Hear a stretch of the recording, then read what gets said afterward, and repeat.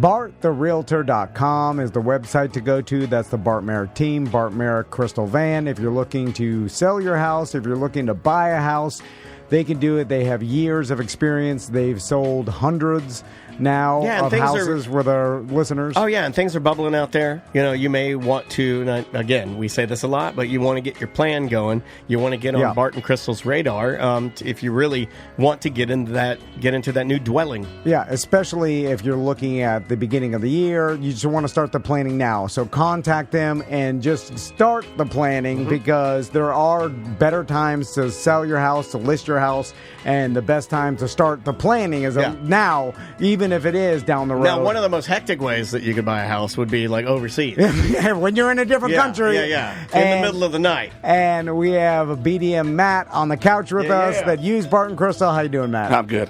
So, Matt, you actually were outside of the country when you used Bart and Crystal. So tell us about that experience. Yes, I prepped my original house for sale before I left for work, and then we were kind of looking around and shopping, and I found a house that was right in the hotel lobby in Bangkok. And then so you would have to call Bart and Crystal. So scary. 12-hour difference. And although I will say, not that scary if Crystal's there. You know what I mean? Like Bart too, but like Crystal's so detail oriented that I feel like she would be I could take care of this. And then so you had to coordinate with them while you're out of the country, but they obviously helped you along the way. Yeah, they went out and walked through the house and gave me a real detailed analysis of what they thought about it and why it was what was good, what was bad, and everything else about it. And it was mostly good.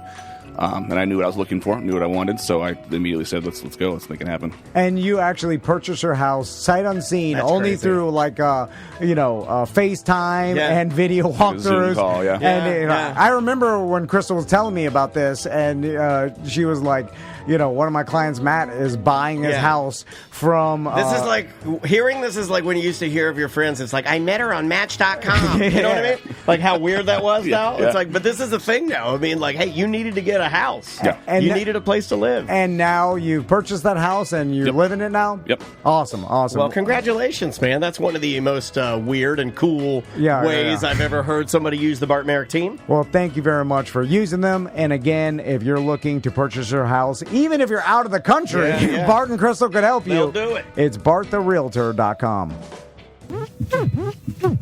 Hello. This is your Mediocre Time with Tom and Dan program. We hope that you will find our presentation precise, joke heavy, and just right. Thanks.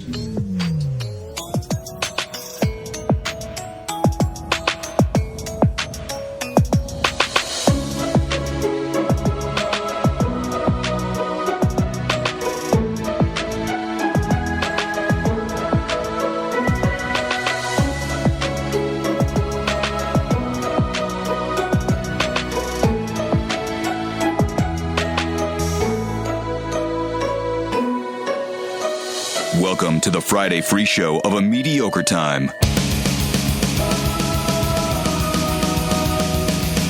It is the Friday free show of A Mediocre Time with Tom and Dan. I am Dan. I am Tom.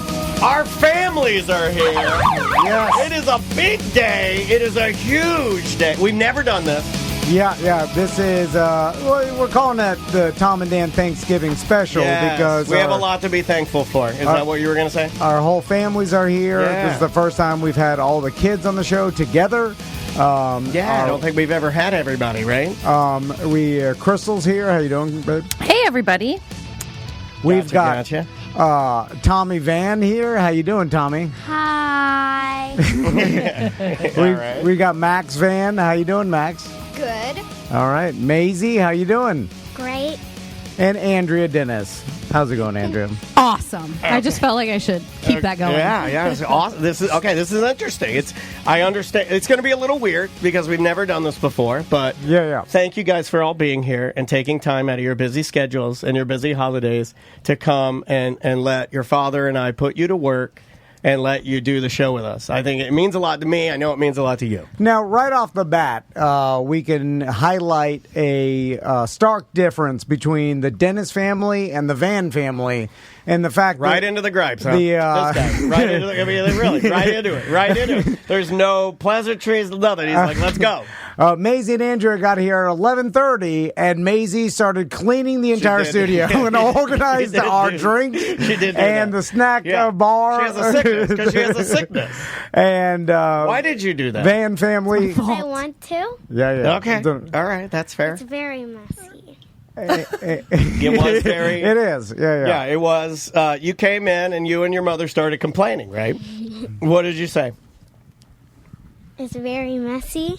They just had stuff everywhere. They had boxes of drinks, moldy cups. Moldy cups. We did have moldy cups. I had to wash their dishes.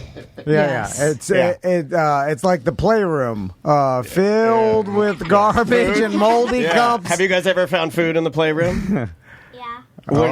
Times. Yeah, what'd you find? Cockroaches. Cockroaches. You found cockroaches. Cucarachas? How many did you find? One. A big one or a little one? The little ones are the ones you got to watch out for. It was huge. He was. Thank you, Tommy. See, Tommy will get tell the real. We made the boys pick it up because they called me and they're like, "Dad, there's a cockroach here," and I'm like, "You're gonna have to pick it up." And then you left those Takis in there. So. Yeah. I like You guys like Takis? Yeah. Okay. Actually, it was Maisie who introduced us to the Trader Joe's Takis. Yeah. And now Tommy is obsessed. I don't and like the Trader Joe's Takis anymore. You don't like them anymore? You know, I like Flaming Hot Cheetos. Yeah, real Walmart now, right? We like trashier snacks, don't we?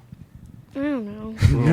All right. Well, let's start off with this is going to be hard. It's like wrangling cats, but we're going to do it right. We're going to do our best to keep this moving. And we'll start off with some simple questions first. And I'm actually curious about this. And the BDMs put some questions in the group that Daniel put in Chat GPT, and they organized it for us. Yeah, what a tool! You just grab the whole thread and go organize these things. Really? Yeah. Oh, it's amazing. Chat GPT, one of the best employees you've ever had. Yeah, absolutely. Don't have to pay them. Oh, the amount of work that thing does! Holy smokes! Doesn't put anything in my wallet.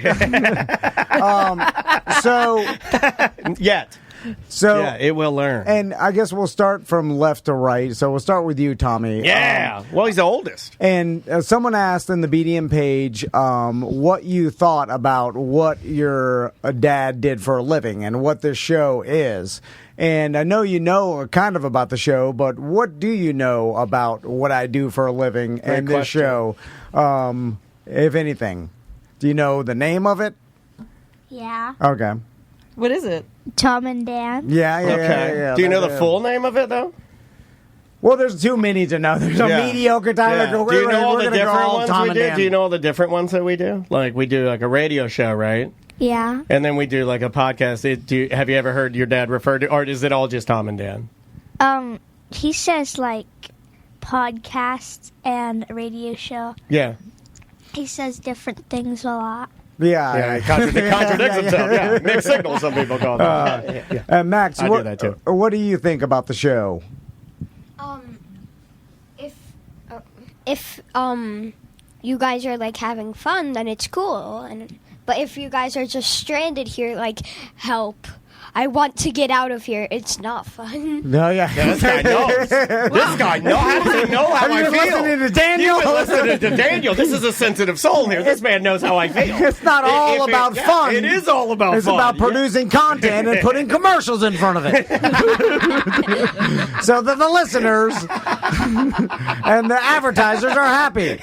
Maisie knows it's all about the money, right? And the business. It's about the ad schedules. Maisie, what is your opinion about what we do? Yeah, do you know what we do? You know all the names of our stuff? Kinda. Okay, give me what you know.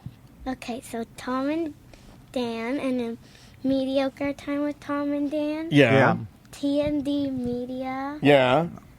That's all I know. Yeah, that's good. No, I think you guys, all three of you, covered it all. Great job. You guys actually. Now, do you know what our if somebody were to say, hey, What does your dad do? I'll ask Max. If somebody said, "Hey, what's your dad do?" What would you say? He does a radio show, and a podcast, and the podcast name is Tom and Dan. Yeah, that's good. All right, well done. Or like he does a comedy show. Okay. Well, that could work. You don't have to include the name. Okay, yeah, just keep it. Yeah. So now, why wouldn't you include the name for fear of somebody being like, "Eee," like not good? Or like... Because they could be like, ooh. Yeah, they could be like, "Oh, I hate Tom and Dan," right? Yeah, because we do silly stuff and sometimes we're vulgar, right? Like this song. I wrote a song for you guys. And Miss Crystal, you ready? This is gonna blow your shoes off. Ready? Fart, penis, poo-poo, greasy turd, pee-pee, doo-doo. Get your butthole on the floor, let that doo-doo out the door. Pooping in the toilet. Pooping in the toilet. Pooping in the toilet. Pooping in the toilet. Okay, that's all. Oh, I wish I could hear it. Oh, sorry. You didn't miss much. You didn't miss much. That was just to keep the energy level high. It looked really fun. AI saying pooping in the toilet. Yeah, it's just pooping in the toilet. So it's Thanksgiving tomorrow, and I'm curious to what your kids' favorite part of Thanksgiving is. If you have a particular favorite, thing about Thanksgiving. Tommy's been through 10 Thanksgivings. That's a lot. That's a lot of Thanksgiving. Although the first 5 you don't remember. You don't really know much. He doesn't remember yesterday. What's your favorite part about Thanksgiving, Tommy? Manhunt or riding 4-wheelers. Okay. Oh, that's good. The camping trip. You're going to make your dad cry. Yeah, manhunt and 4-wheelers. Oh, my God. That was the correct answer if you're checking the Tom Van Bingo card. Although in Manhunt this weekend, there's a lot of camping kids that, they're cursed crazy. Oh, yeah. Yeah. Hold them down and call them the N-word. They just got a memory from last year. Oh, yeah. Yeah. Some of the teens in the campsite, they go hard, they're screaming things that inappropriate, right? Yeah, and so was I. I know, look at Tommy smiling. Yeah, you love it, right? Yeah. Yeah. What do you love it so much? Why is it like make you light up? I don't know. Well, he likes the cursing, right? It's just power. Which makes you feel free. Okay, all right. That's all right. Which is, Maisie's not too into the cursing, right? You don't ever curse, right, Maisie? No. You should teach my sons that you shouldn't I mean, curse. it's not that big of a deal. Your daddy curses a lot, right? Like, who curses the most in the house, me or Mama? Dansby. Dansby. Okay, yeah, that's a funny answer. No, I curse the most, by far. Like, real bad. But have you ever cursed? No. Why not? Why wouldn't you curse? I don't like it. Well, why? What does it make you feel when you hear it?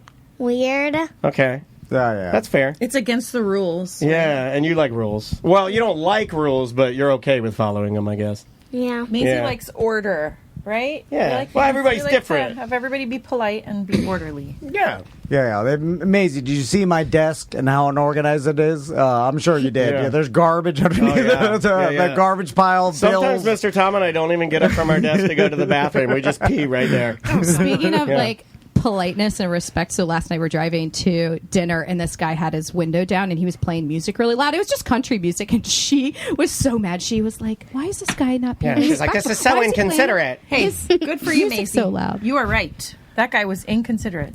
Yeah. And he was singing loud. And he wasn't a good singer. Yeah. But he was having a good time. That's what Daddy was arguing for. I was like, look, he's having a good time. The guy's just trying to have a good time. You just mind your business. But, Maisie, what if somebody's playing music really loud at the beach? Oh, I don't like that. Yeah, because you're trying to relax, and then they just come, and then what if they're playing like rap music? I know which way you voted. Right? Would you ask them to turn it down, or would you just move to a different spot? What would you say? Or would you walk over there and go, big red wave coming in January? I would say, if you're going to play rap music, play Outkast, because that's the best rap music. Okay, that's fair. All right. Hey. Tommy likes some Outkast and Wheels of Steel. Dude, Wheels of Steel. I just got an Outkast sweatshirt yesterday. I love it so much. It's Atlanta Falcons Outkast sweatshirt. I'm so happy about it. So here's a question from our listeners, and I'm curious about this one too. What's the most embarrassing thing your dad does or your mom that you are embarrassed of? Is there anything? Nice pivot on that. You know, I almost fist bump you. Nice pivot on that. Is there anything embarrassing that your parents do that sticks out in your head? We'll start with you, Maisie. Yeah, she seems eager. Why are you so eager? She's got one loaded. Yeah. You sleep. He doesn't sleep with underwear on. Whoa! Hey! Hold on a second. Whoa, wait! Wow! Exposed. Exposed. And Max just gave me the sound effect. He's like exposed. You guys could do a show together. I guaranteed you guys could do a show, and I could set it up. Did you? Max just did what I normally. That's what I used to do on the Monsters. Exposed. Showed his pecker. Ding dong. No underwear. What about you, Max? Anything that's embarrassing that your mom or dad does? When there's like a music playing at an event, she starts dancing and she's like, "Come on, dance with me!" And it's like, "Stop!" Yeah. She's turning your mom. I just want someone to dance with. Hey, I like it when your mom starts Mama dancing. always starts singing. I do. Loudly. Yeah, and then she sings like a deaf person for some reason. Yeah, it seems like da da da. And I'm like, can you put the consonants in there? Anything that embarrasses you, Tommy? No, not really. Yeah. Okay. Me and Tommy. Well, would it embarrass like you though dust. if you got singled out? Like if somebody was like, "Hey, everybody, look, it's Tommy," and like the spotlight's on you. Is that something you like or dislike? I don't like that. You don't like that. I like that. Okay. Your dad dislikes that. I do. And I like it. Yeah, I like it. I'm kind of like Maisie and Max, and I know that you're a little indifferent, right? Like you don't really care, so you'd be more like Tom and the boys. Where are you, Crystal? Spotlight or no spotlight? Oh, no spotlight. No spotlight. For sure. Gotcha. I have a funny video of when we went on that New Year's trip to Westgate of Max and Maisie dancing, and then I panned a little bit to the right, and Tommy was standing on a chair holding the spotlight on and it was so perfect. And I remember that. Yeah, he was doing like back of house, and you did a good job. Yeah, too. yeah, that's where he's more comfortable. Yeah. And these two are more comfortable in the spotlight. Yeah. It's funny how that. Yeah, totally okay with trend. firing the lasers if they want to dance in the lasers, right? Yeah. I get that. Well, that kind of leads me directly into a would you rather question I had written down. Would you rather dance in front of your whole school or smash your pinky toe with a hammer? Oh! We'll start with you, Tommy. Smash my pinky toe with a hammer. Well, I knew it. Yeah. I know another guy that feels that way about stuff like that. That would literally chop his hands off to not go out on stage. Yeah. And I know your guys' answer. Yeah, that's an easy one. Max. So I got a question from the BDM page. What's your favorite Roblox game? Because this particular show, I feel like a lot of our listeners are going to they can have their kids listen. Until Jolly comes at the end of the show. We won't put a big, gigantic Jolly warning on. Yeah, we're trying to really shake it up. This is the oil and water episode. So, what's your favorite Roblox game, Tommy? I don't know. Well, yeah, I know you play. What was that game where you ran through all the levels? It was like 99 doors. Do you still see Sanic or? Oh, there's Sanic. Oh, Sanic. Sonic.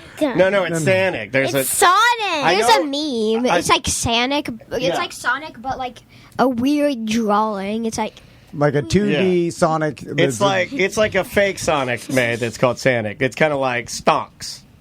Instead of stonks and of stocks. Never mind. It's memes. Yeah, memes. Gotcha. Do you have a favorite Roblox game, Maisie? Oh, I don't play Roblox. No, Roblox. Do you play any games? On like you watch more videos. Minecraft. Yeah. I like watching videos better than playing games. Yeah. But when we're on a long car ride, I usually play I don't know, but I have games that I just play.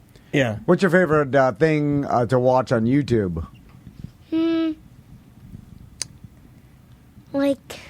Either Darman videos. I don't know. Darman? Yeah. Who is Darman? He does stories that teach lessons. I don't know, but they're good.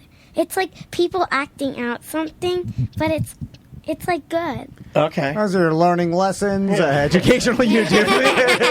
Max knows where this is going. Yeah, this sounds terrible. Max, what's your favorite thing to watch on YouTube? Watch?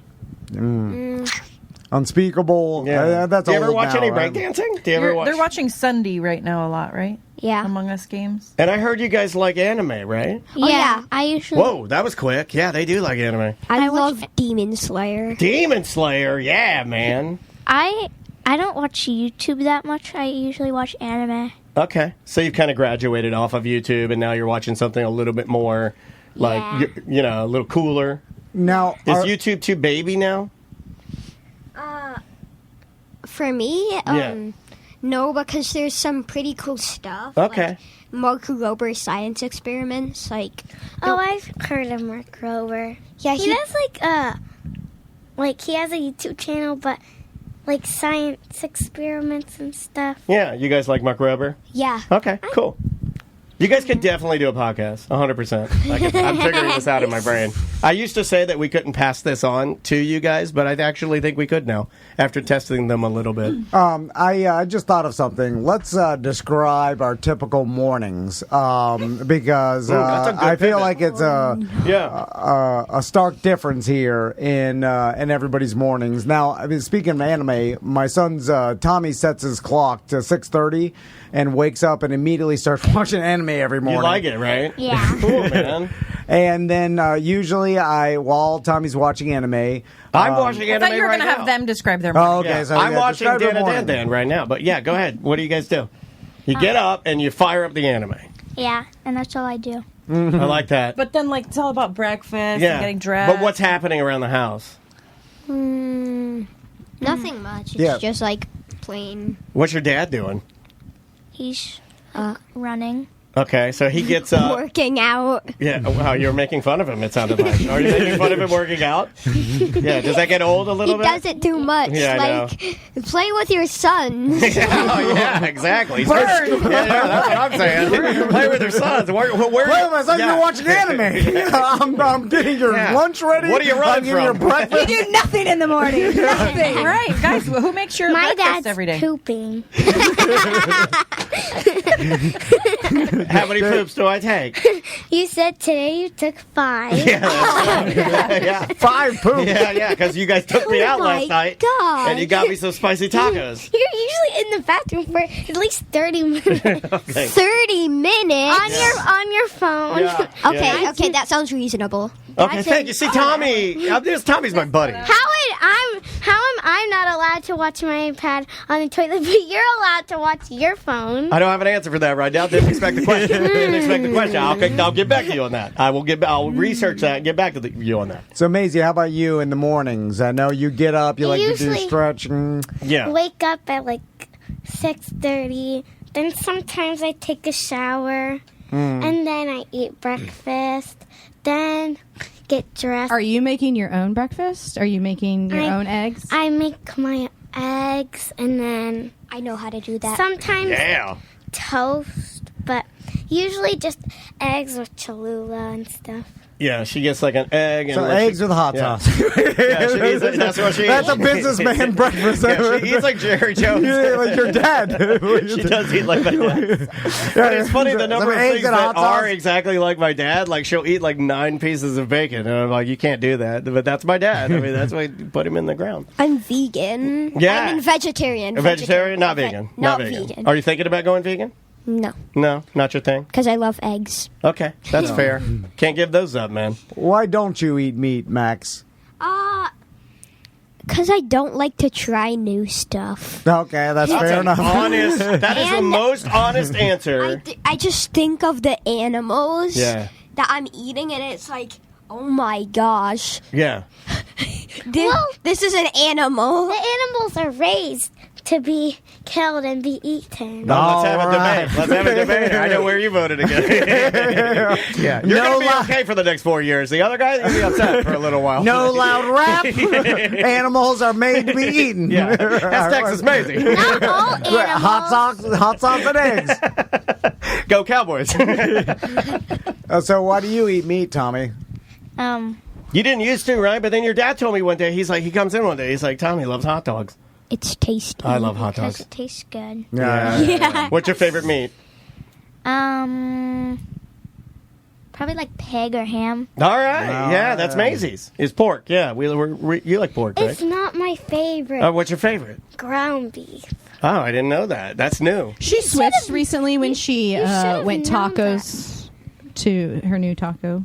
Oh, okay. Yes. Gotcha. Very good. But she does love the pork products. You love bacon.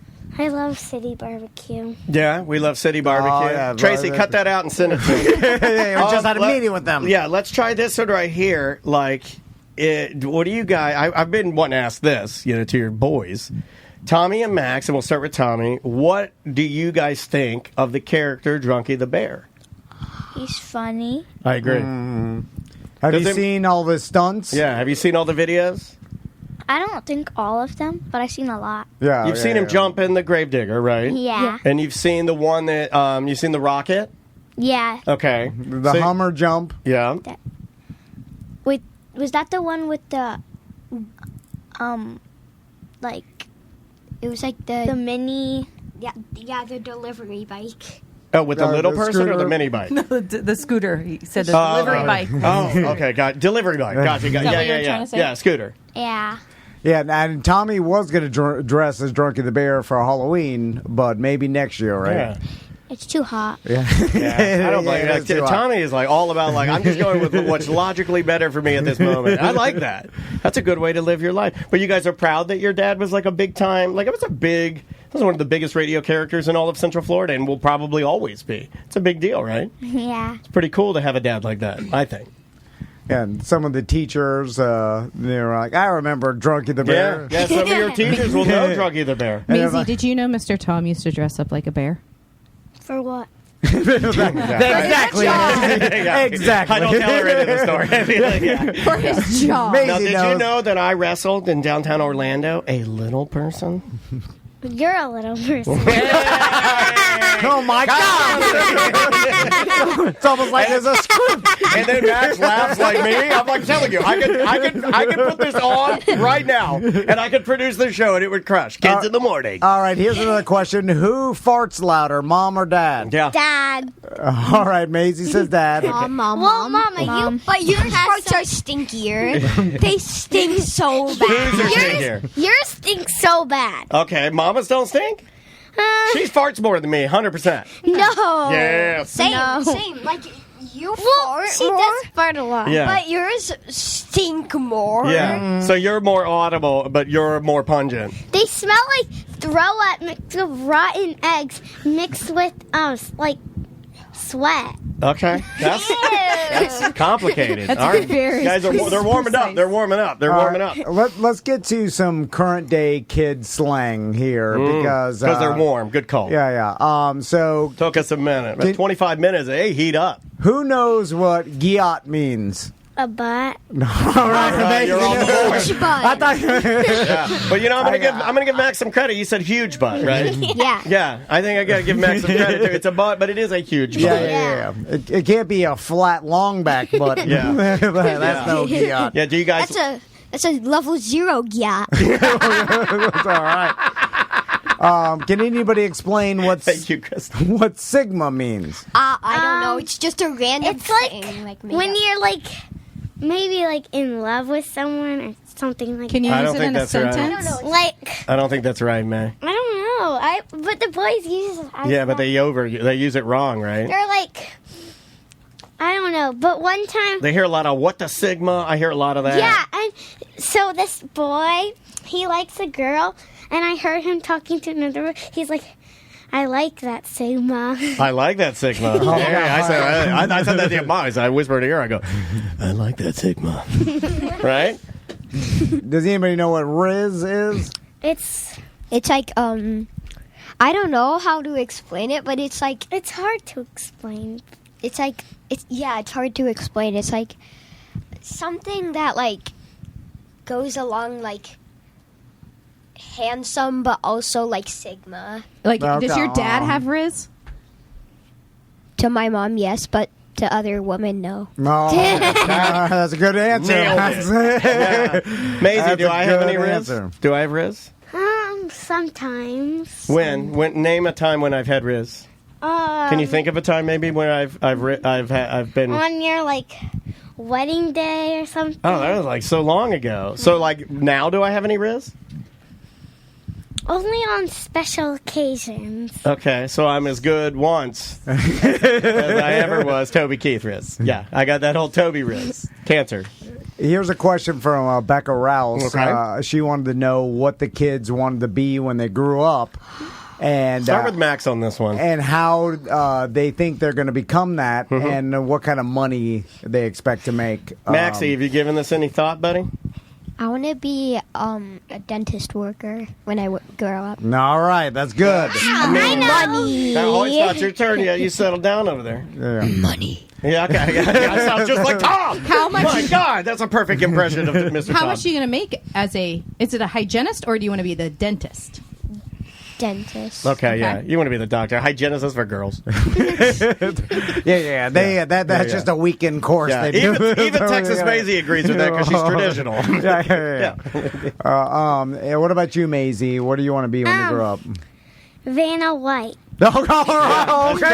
That's true. Vanna White. She says it all the time. From Wheel of Fortune? Yeah, and we watch the show, and then she's like, I can do that so easy. That's what I think, too. Why do you want to be Vanna White, though? Because Papa said that she makes $1 million a year. What? Now Max wants to be Vanna White. Just for flipping letters. Yeah. Now she didn't even flip them. Now you just touch a button. You don't even flip them now. My dad is putting these thoughts in my kids' heads. Well, he's a traditionalist too. They were at Hooters when they were talking about it, right? Didn't your dad take her to Hooters? That's why I wore my shirt today. We were watching it when I was at his house, and he was like, "Oh, girl, you can be the next Vanna White." She makes a lot of money. She does make a lot of money. And she just pushes some buttons. And old Sajak is out now. Yeah. It's and she's also been doing it for 40 years, I feel like, right? So what if you can't be there, Vanna White? Because there's only one Vanna White.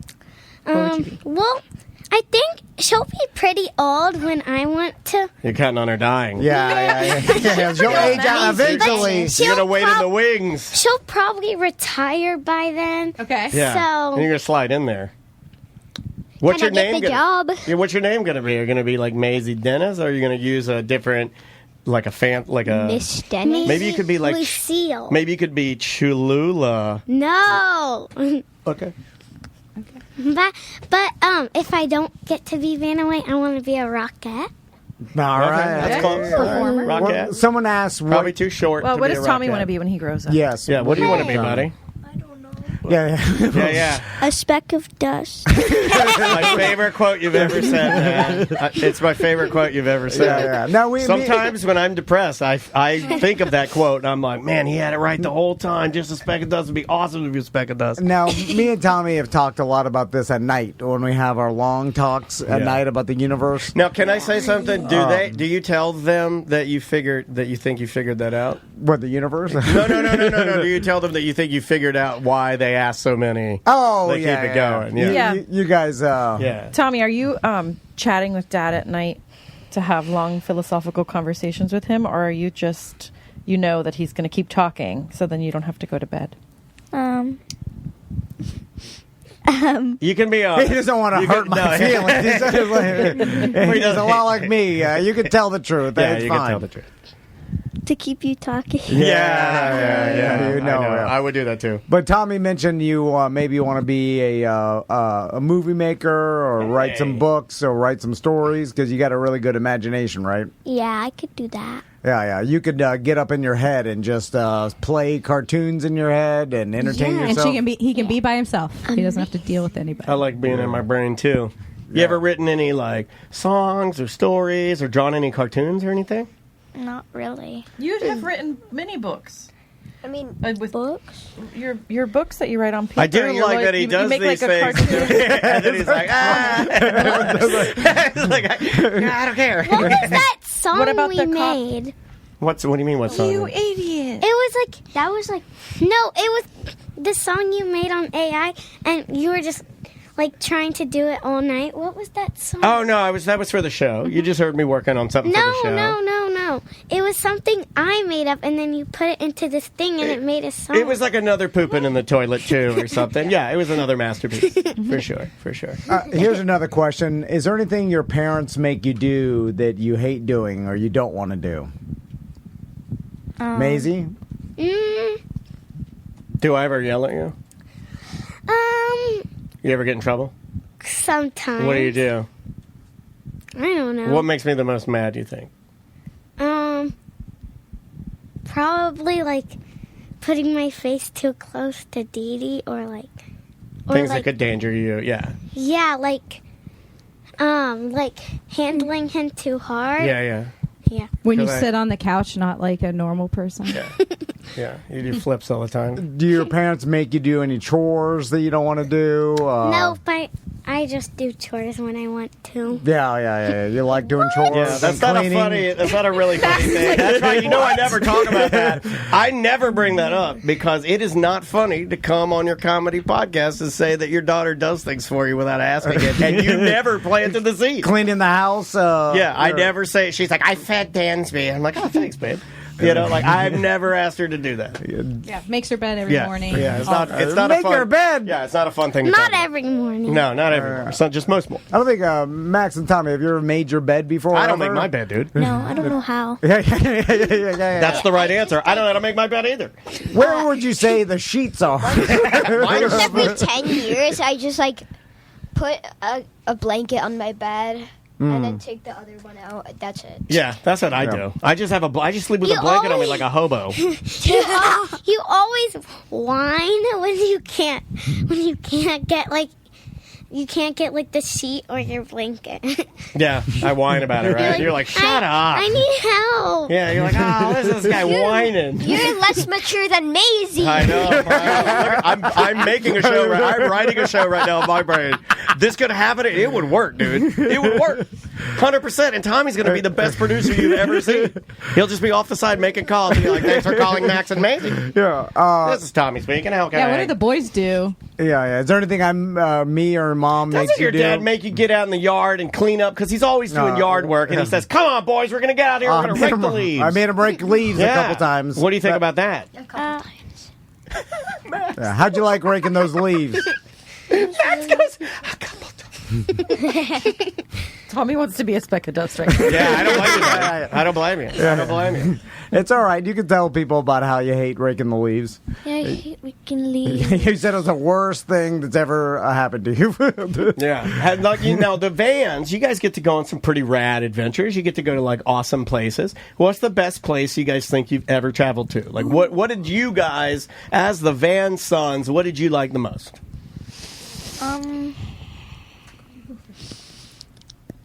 I liked a lot of things. Yeah, Moab. Yeah. Or no leading the witness. He is leading the witness. Hawaii, Moab, Colorado, the Bahamas, Mexico. There's so much things to pick from. I don't know. Yeah, I like that. You're giving too much. Cheesecake Factory of Adventures. Too many adventures. Yeah, I like Georgia. Yeah, that's not really an adventure, baby. That's just no. That's not. It is an adventure. It pales in comparison. That's not Hawaii. We're not doing anything. We're going to the Walmart and getting some great value. I've been to the Bahamas. Yeah, you have. What'd you think of the Bahamas? It's pretty good. I just don't like all the jellyfish. Okay. No. Yeah, those jellyfish on the beach really stirred things up, huh? They made me get itchy. Yeah, kind of ruined it for you, Have you guys ever felt unsafe on any of our travels when we take you places? I feel unsafe when we're on a plane and I have to go use the bathroom because I have to unbuckle my seatbelt. You think you're gonna go to the toilet, and some people get sucked down the toilet. Yeah, but not fat people. Not fat people. They can't get sucked down the toilet. Maisie's on a diet. Yeah. There she goes. Gone. So where does the poop go? It just flies out the airplane butt. Yeah, flies out the airplane butt. Lands on somebody's head. Yeah. Did you guys know that Dave Matthews one time in his bus, was driving over a bridge, and he emptied all the poo-poo out of his bus, and it landed on a tour that was going under the bridge. You've told me. And I've told you that before? Yeah. Oh. Wow, we must talk a lot about poo-poo. So, someone asked about the worst adventure that my boys went on, and it had to have been the horse riding in Moab, right? Oh, well, Moab was pretty good, but the worst adventure was. Well, hold let on, them man. talk. Yeah, hold on, man. Yeah, I think it was the horse riding in Moab because it was like a 2-hour tour of like mom's horse being in pain. Oh, that's not good. Like everyone's horse was pooping. Yeah. Mom's horse was just like. Oh, you had a party horse? You had a party horse? Yeah. Really? And then I'm like, and the tour guide was saying like, don't let them get the water from the river. And I'm like. Oh yeah, Don't let them drink. They'll like that. They're so thirsty. Yeah, don't let them drink. Let them fart it out. They got to stay dry. We like our horses dry. Did they see anything cool? Did you see anything cool at least on this tour, or just that 2 hours is a long time, right, guys? So the horse in front of us doo-doo a million times and then pee-pee on a rock. Yeah. What about you, Maisie? What's the worst adventure you've been on? I think. Remember when we went on that like muddy trail? I think it was in Colorado, and just to go up the mountain to see the like Native American bone arrows. No, that was the Shell Mound. that was here? That was my birthday trip. I don't know what she's. What? We didn't even see anything. So it was at Hontoon. We took the boat up. Oh, yes. And then we went on a we mud went through walk. the vulture forest. Yeah, and we didn't see anything. Yeah. It was a waste of time. All right. Well, it's on the forgot about beautiful that. nature of the Florida and then you had to nature. carry the boys back because it was so far. Yeah, I forgot about that. And I got my boots all muddy. Yeah, you don't like muddy boots. I'm curious, here's another question. How would you guys describe your parents' personalities? So we'll start with you, Maisie. Your mom's personality, your dad's personality? I'll start with you. Okay. She likes to be organized and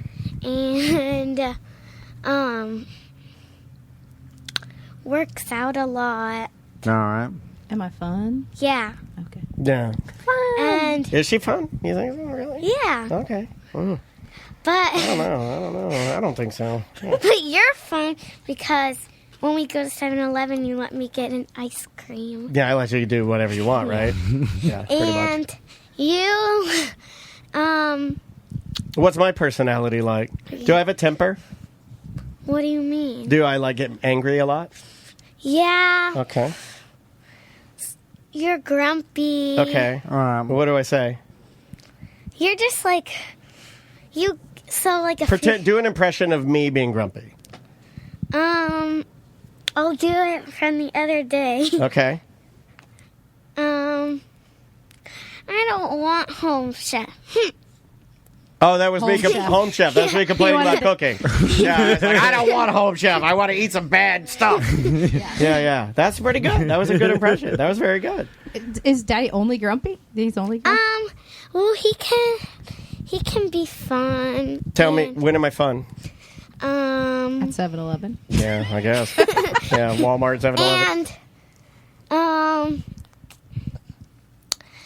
not really at water parks because you just stay at the beach chairs and just lay there. Sitting at the beach chairs. Yeah, we have that in I common. do too. Yeah. What about you guys? How would you describe your mom, boys? Mom, She's always working. Yeah. She's always cleaning. Always working hard. She's always whining about cleaning. And always whining about cleaning. She's like, we're like, always working and always cleaning, huh? Interesting that's your perspective.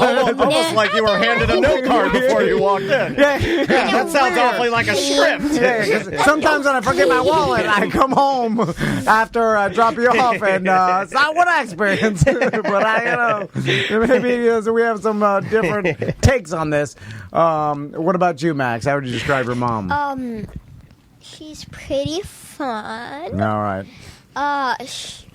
When we get in the pool, she barely ever comes, but it's fine. Yeah, no problem. Don't need you. Don't need you. If you don't want to be there, don't come out. Yeah.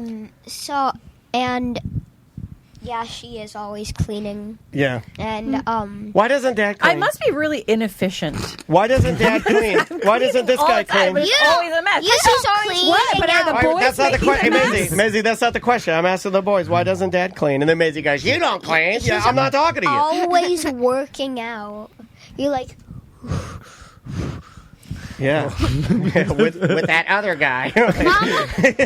Mama's always like, don't go up empty-handed. And she's like, why can't anyone help me with chores? Yeah, Maisie, Andrea will lie because Maisie and I leave stuff everywhere. I don't. You leave more because stuff. I leave stuff everywhere, they'll leave it by the stairs, and then it's always, don't go up empty-handed. You have to carry shoes. Why do they step over it? I place it on the stairs so they You see it, and you guys I do step over it. I do step right over it. Yeah, why is this on the stairs in the way? I'm about to step on it. Yeah, I'm like, this is a danger. Wait, I want to hear what the boys think that Tom's personality is. Okay, yeah, he was about to skip that. Yeah, well, he's smart. Yeah, what do you guys think of Dad? What's his personality like? I don't know. He's just like always working out. Okay. All right. Yeah. And that's a good thing. Yeah. That's a good thing. Well, what about the fun I have with you guys? Why is it? Barely. I grew up. But why is the working out? Always I'm glad that you like the working out. I'm glad that you gave your dad a compliment. Why is it a good thing that Dad works out so much? It's like he's like work and then 20-minute working out session. Yeah. And then in a sensible dinner. In mornings, I like wake up and I'm like, I see my dad covered in sweat. Yeah. And he's like, are you ready to go to school? And I'm like, why are you so wet? Yeah. I would say that's it. I'm like, what's this? When do you go to bed? Or what about the 10,000 hours of Marco Polo and Monster and Yeet Not leaving a Carpet mark. and Yeet Hot Dog? That was in summer. A couple months. Yeah, what have you done for me lately? They're like iHeart. They're literally like iHeart. What have you done for me lately? Now you go to work.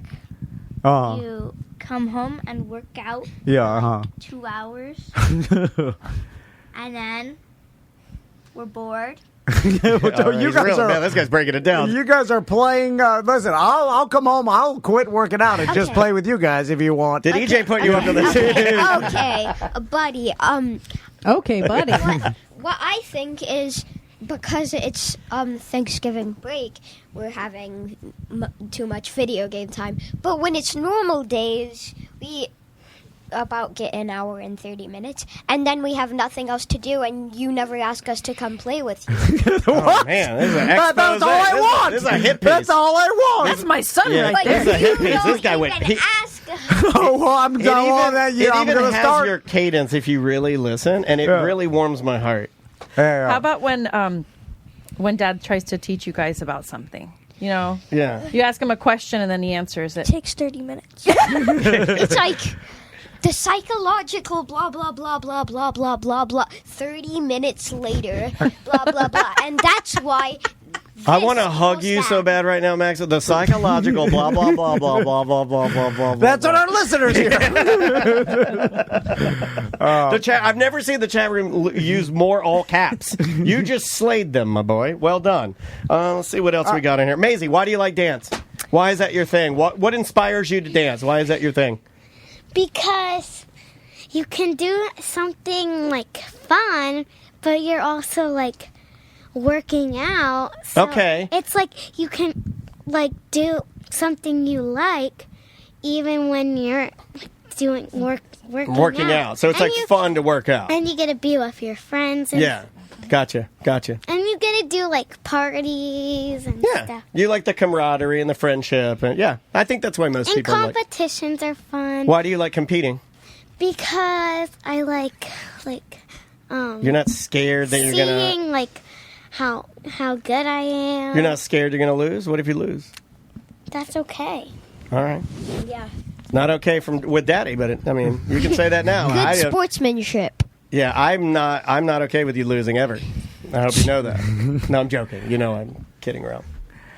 What about you, Max, when you're breakdancing? Can I give you a compliment? I got more emails from people talking about you at the couch races for your headstands. Well done. You did a good job, buddy. We get a lot of people talking about you. I know. When I'm breakdancing, it's just I kind of feel in the mood to like dance, and I feel in the music. Yeah. Cool.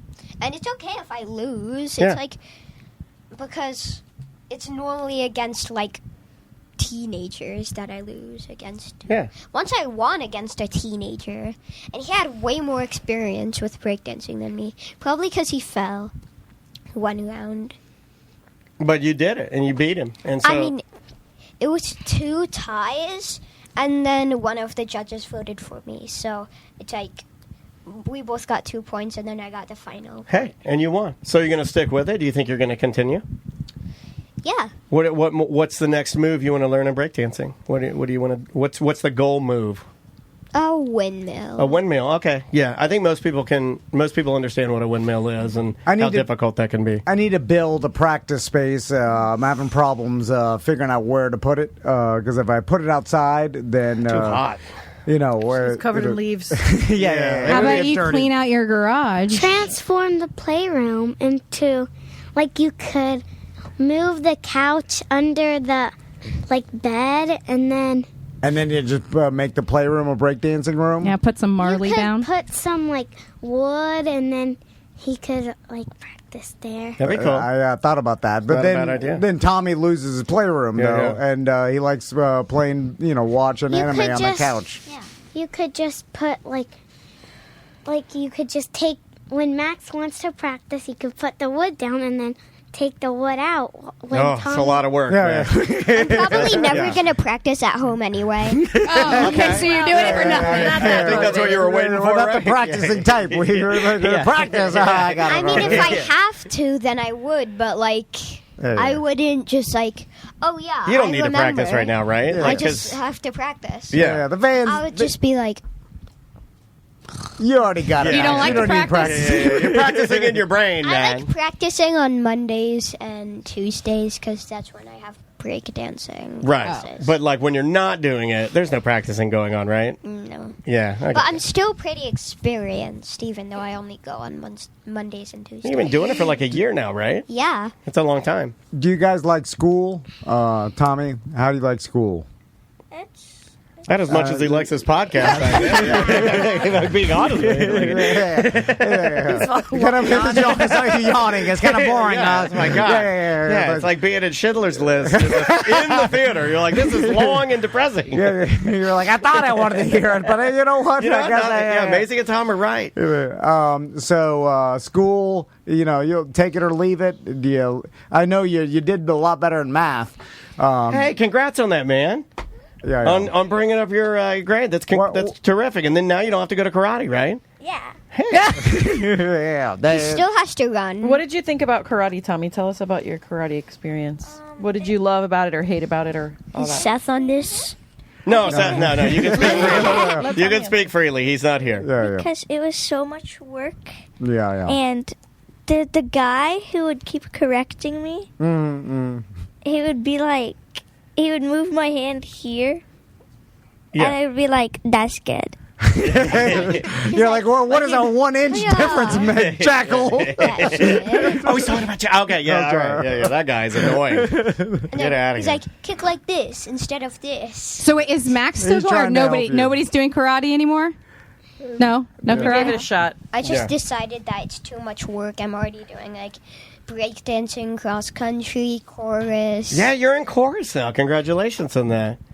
What song are you singing for Christmas?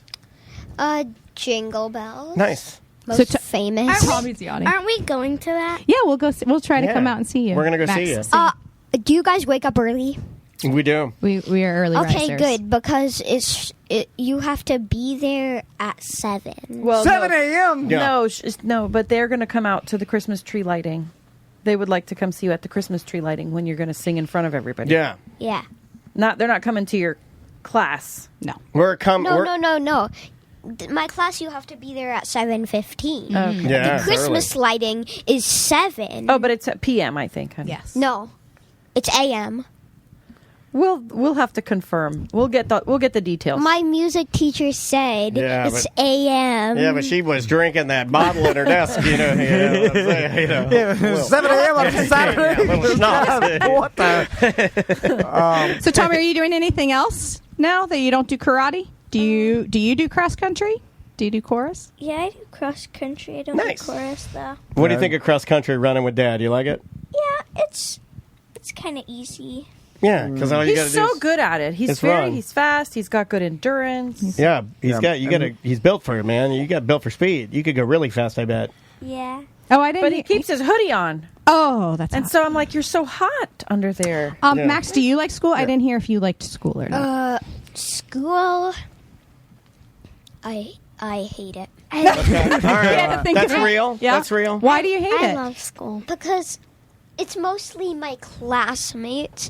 Oh. It's just like everybody's constantly talking. Yeah. And it's like Kind of like me. the class is getting punished, even though I didn't do it. I'm like, I wasn't doing anything. Could I not participate in this punishment, please? And then my teacher just says, nope, it's for the whole class. And I'm like, I didn't even do anything. Yeah, I get you. Max often complains that his classmates are immature. Yeah. I think Tommy has had that complaint. What do? They just act up crazy. They don't know how to be cool. Yeah. Yeah, it's all about like be cool, bro, right? Like knowing how to just calm down and be okay with just being normal. Yeah. Yeah. And May and you, school? I love school. Why do you love school? I don't know. It's just fun. Kind of like your mom. Because I get to be with my friends and I like learning. Yeah. All those annoying answers that, your mother would say if she were in your... I love it. It's inspirational. In your shoes. Yeah.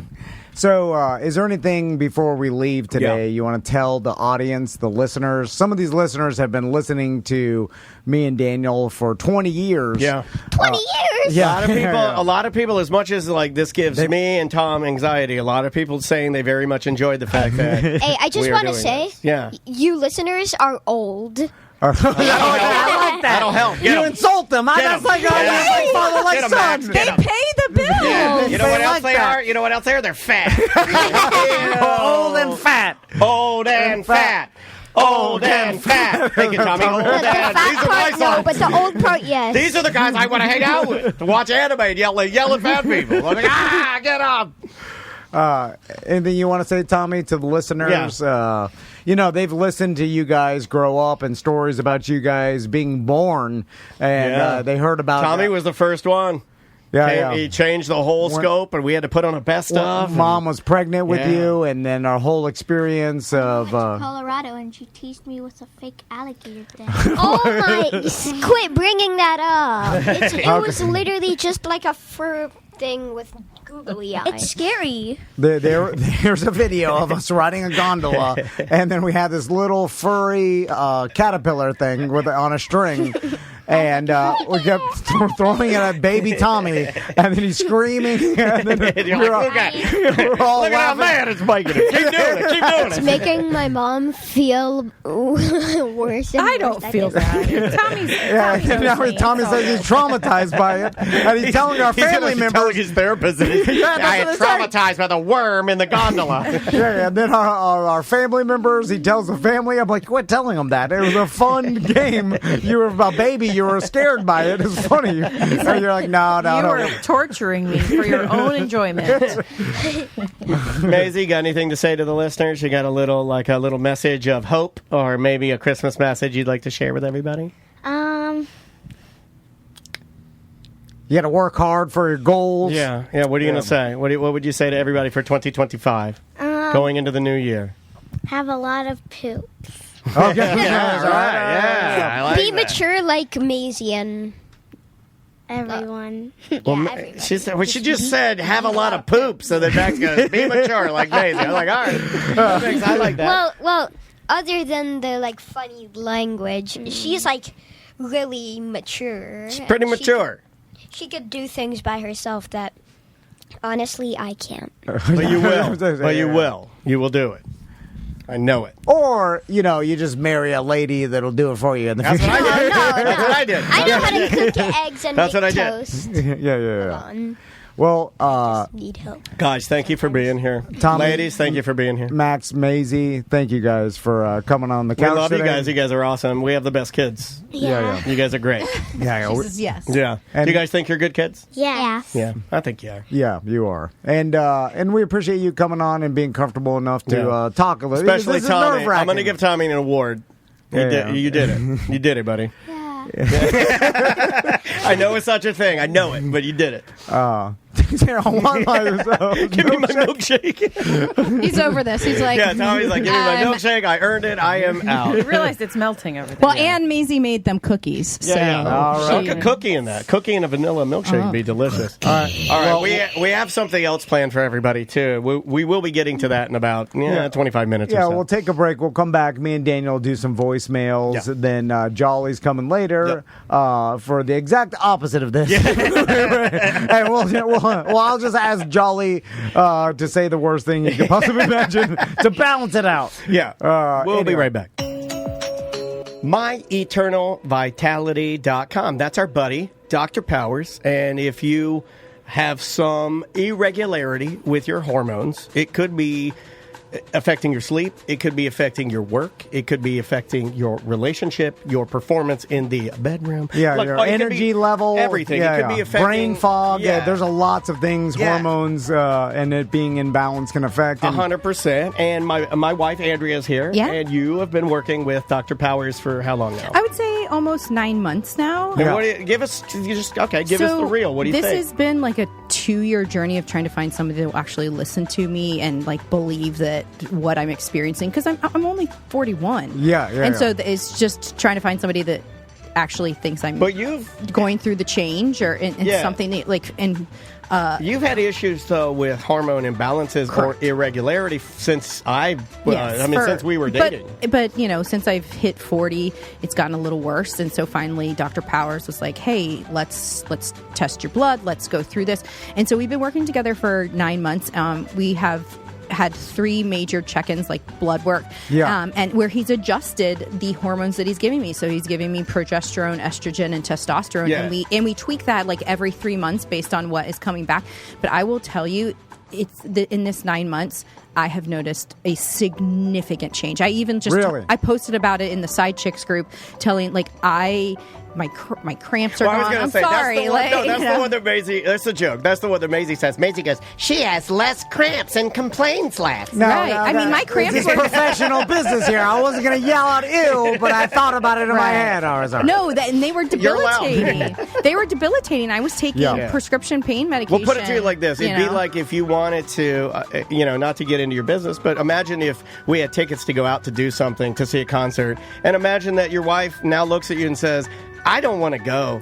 I can't. I feel like crap. Like it was impacting. There have been times when we have had to do that, or times when we wouldn't even show up to stuff because she doesn't feel good. So I mean, I just think it's amazing. No, so and he's a good dude, great. and he'll I like his bedside manner. He's just kind. And isn't it just like like all the hormones are in this deodorant stick you just rub on your skin? Yeah, so I started with the deodorant stick. It's a little click, and you just rub it on your skin or like in your arm or in your thigh. I'm actually now on a progesterone that I take in a pill form because it would be a lot of rubbing. Yeah. But I still I have a progesterone pill and then an estrogen and testosterone cream. And honestly, I have seen such a significant difference. And you still got work to do, right? We're correct. working on. We're still tweaking the heating, the sweats, and that's gotten better. The brain fog. Yeah. My weight is something that I'm looking for next. You're down. But you're down. Yes, but it's working. It is a process. So, you're in it. And sorry, that was your business. No, but I'm proud of you. I'm proud of you because you're working really hard at this, and so is Dr. Powers. It's really cool. It's super cool. I love that he takes the time. I mean, working with somebody for 9 months, you're an investment. You're investing your time, and he's investing his time in you. So he takes it seriously, and is office staff, Rebecca, is fantastic. She's I love sweet. talking to her. Yeah, she's very nice. Honestly, I've seen a change in myself, and I'm happier. And when Maisie saw it, and when she goes, you haven't had to take any pain medication, I started crying because the fact that she noticed it wasn't. Well, Andrea is also. A lot of people don't know this, but Andrea is addicted to pain medication and has been a opioid addict since I met her. I caught her trying to steal my radio. My truck. That's why like, oh, come on, Andrea. It's a big deal to get Andrea off the streets and back into our home. Thank you, Dr. Powers. Yeah, but it's... please don't come in here and say that our daughter said you don't have to take any more pain medication. What are we at Walmart parking lot? It's not opiates. It's naproxen. She's talking about Advil here. Yeah. Prescription Advil. That fentanyl, or it's real. I mean, you're taking fentanyl, and all your problems there are go no away. cramps. I'm joking. Yeah. Just go see Dr. Powers. It's a free consultation for our listeners. It's myeternalvitality.com. Welcome back to A Mediocre Time with Tom and Dan. I'm Tom. I am Dan. I know it sounds a little weird. We normally don't come back like that, but, I like it when we do these one-off, weird shows where we... It is, yeah. It's to me, it is easier to do this than it is to load up a standard Friday Free Show, because the standard Friday Free Show, I've conditioned myself to put so much pressure on myself that these actually seem easier.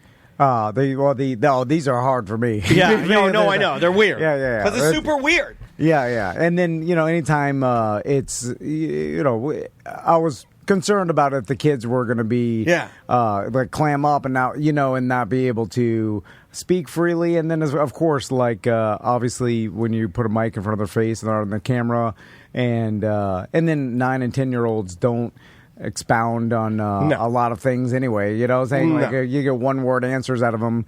For those of you who have kids, you'll know that it's hard to get your kids to get them going. Yeah. Especially in a public forum. It's really hard. Yeah. So, anyway. Well done, though. I'm super proud of him. We'll probably end up doing that again sometime down the road. It is interesting that we waited. If you think about it, 9 and 10. Tommy's the marker, so we waited 10 years to do it. Really. Yeah. Interesting. Let's dip into some voicemails, go through some of these. One of the questions that we had asked, I believe a couple of shows ago, was etiquette with people in wheelchairs and taking photos. Hey, Tom and Dan. I was listening to you talking about how you take a picture with somebody in a wheelchair. My grandfather was paralyzed in Vietnam. And I was born in 1973. He was in a wheelchair for my entire life until he died when I was in my early 30s. And I realized after listening to your show that every time we took family pictures, everybody around Papa would get to his level, because you want your face to be in level with his face. But everybody on the outsides, they would stand up straight. Hope that helps. Is that the only option you have? Is wheelchair man in the center, everyone close to wheelchair man faces around him, and then everyone else stands up straight around the outside? That's what seems to naturally happen. Yeah. But I don't know if the people in the wheelchair want you to do that or not. Yeah. That's the whole question. Did your grandfather or whatever, did he want that? Well, you're not going to put him in the back. No. I'm getting rid of positions for a person in wheelchair. Okay, so you're taking a photo. Yeah. Can't put them in the back. I do feel like it's a bit pandering to put them in the front every time, but they have to be front. Yeah. So I would say put them to the left or right side.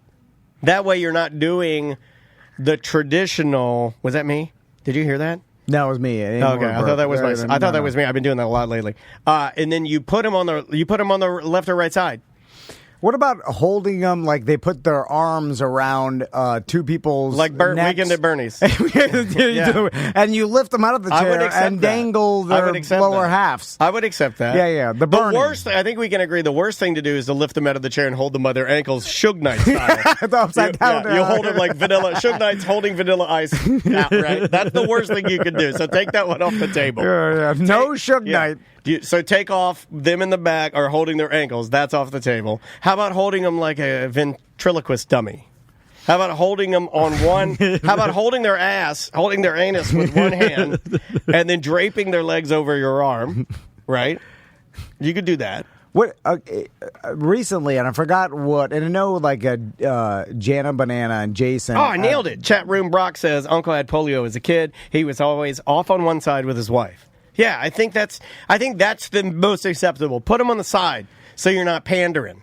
I forgot what show this was in, but I know like Jana Banana and Jason have done like ballroom dancing where they choreograph dancing with a wheelchair. Yeah. But then I can't watch it. So when you're I can't watch it. When you're dancing with someone in a wheelchair, like let's say it's your first time, like for them, their husband and wife, they choreograph. Yeah. But if it was just some like a random person or someone like, would you like to dance? You would never do that. You would never walk up to a person in a wheelchair and be like, "Would you like to dance?" I would never even ask anybody that. No, I've never, exactly. No one not in a wheelchair. And in my entire life, Right. I've never done that. No, I've but never asked anybody to dance before. I have asked someone to dance, but I don't think I would ask somebody in a wheelchair, not because of the wheelchair, just because yes, because of the wheelchair. I don't want to make it awkward. And I don't know what I'm doing, so I'm not going to ask them. So because they need their hands to move. The wheelchair. To move the wheelchair. So you have to put your pinkies in their nostrils. My father told me on his deathbed that when you're dancing with a person in a wheelchair, you put your pinkies in their nostrils.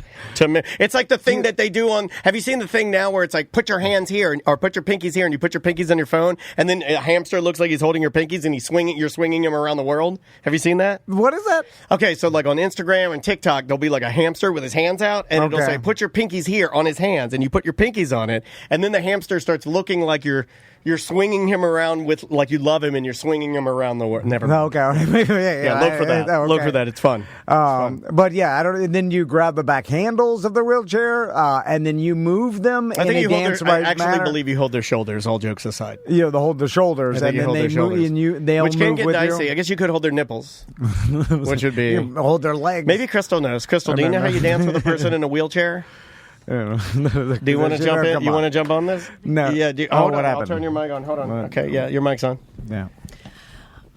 One time at a wedding, people are so happy that you're here because you have the best stories, and they call you Crescent and what is it, Ladybug and Crescent? Melissa put that on our social media. Now I know I shared it, and all my friends loved it. They thought it was great. Your Crescent voice is magnifique. So one time at a wedding, we were all there. And there was a person dancing with another person in a wheelchair, and I thought it was great. I had never seen a person in a wheelchair dancing before, and I really thought it was like magnificent. I was like, "This is wonderful." Oh no! And so I took a photo of them, and you, Daniel, what did I do? Oh yeah, you said. You made me feel bad, like, oh, look, let me take a picture of a disabled person doing something normal or something like that. That sounds like me. Oh, let's make a big deal about this. Oh, congratulations. And You're like us. No, I felt so bad. You put me in my place. Oh, I'm sorry. No, but I needed to be because you're 100% right. That is not something that I should be taking a picture of. I was 100% fucking around. I don't care. No, I know. But it's funny because my intention was to be delighted. This is so wonderful. Yeah. I've never seen this before. And I love that, she's out here having a great time and she's not letting this limit her. And her boyfriend is spinning her around on the floor. And it was great. It was really great. But I shouldn't be taking a picture of it though. Oh, look at these. Should have taken a video. You should have taken a video. They sped it up really fast and put the Benny Hill music behind it. That's fine. We're uncultured. Oh wait, we got some big city disabled dancers. I'm like, oh, look at that. That white lady's with a black. Take a picture. Documented. Never not remembering that. It's very humbling to feel a certain way and then somebody tell you no, and this is no. I took a picture the first time I saw a Confederate flag in a black person's car. I did. I would have taken a picture of that too. Yeah. Hey, babe, let's go back to dancing. So you've never been a dancer. I've obviously not a dancer.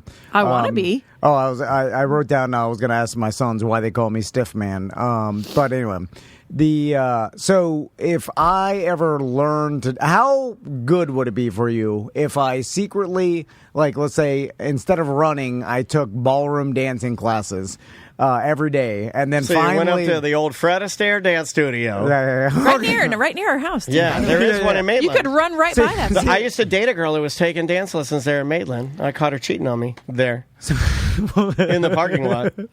You caught someone cheating on you in the parking lot? Yeah, I caught it. No, you didn't. I absolutely did. I absolutely did. No.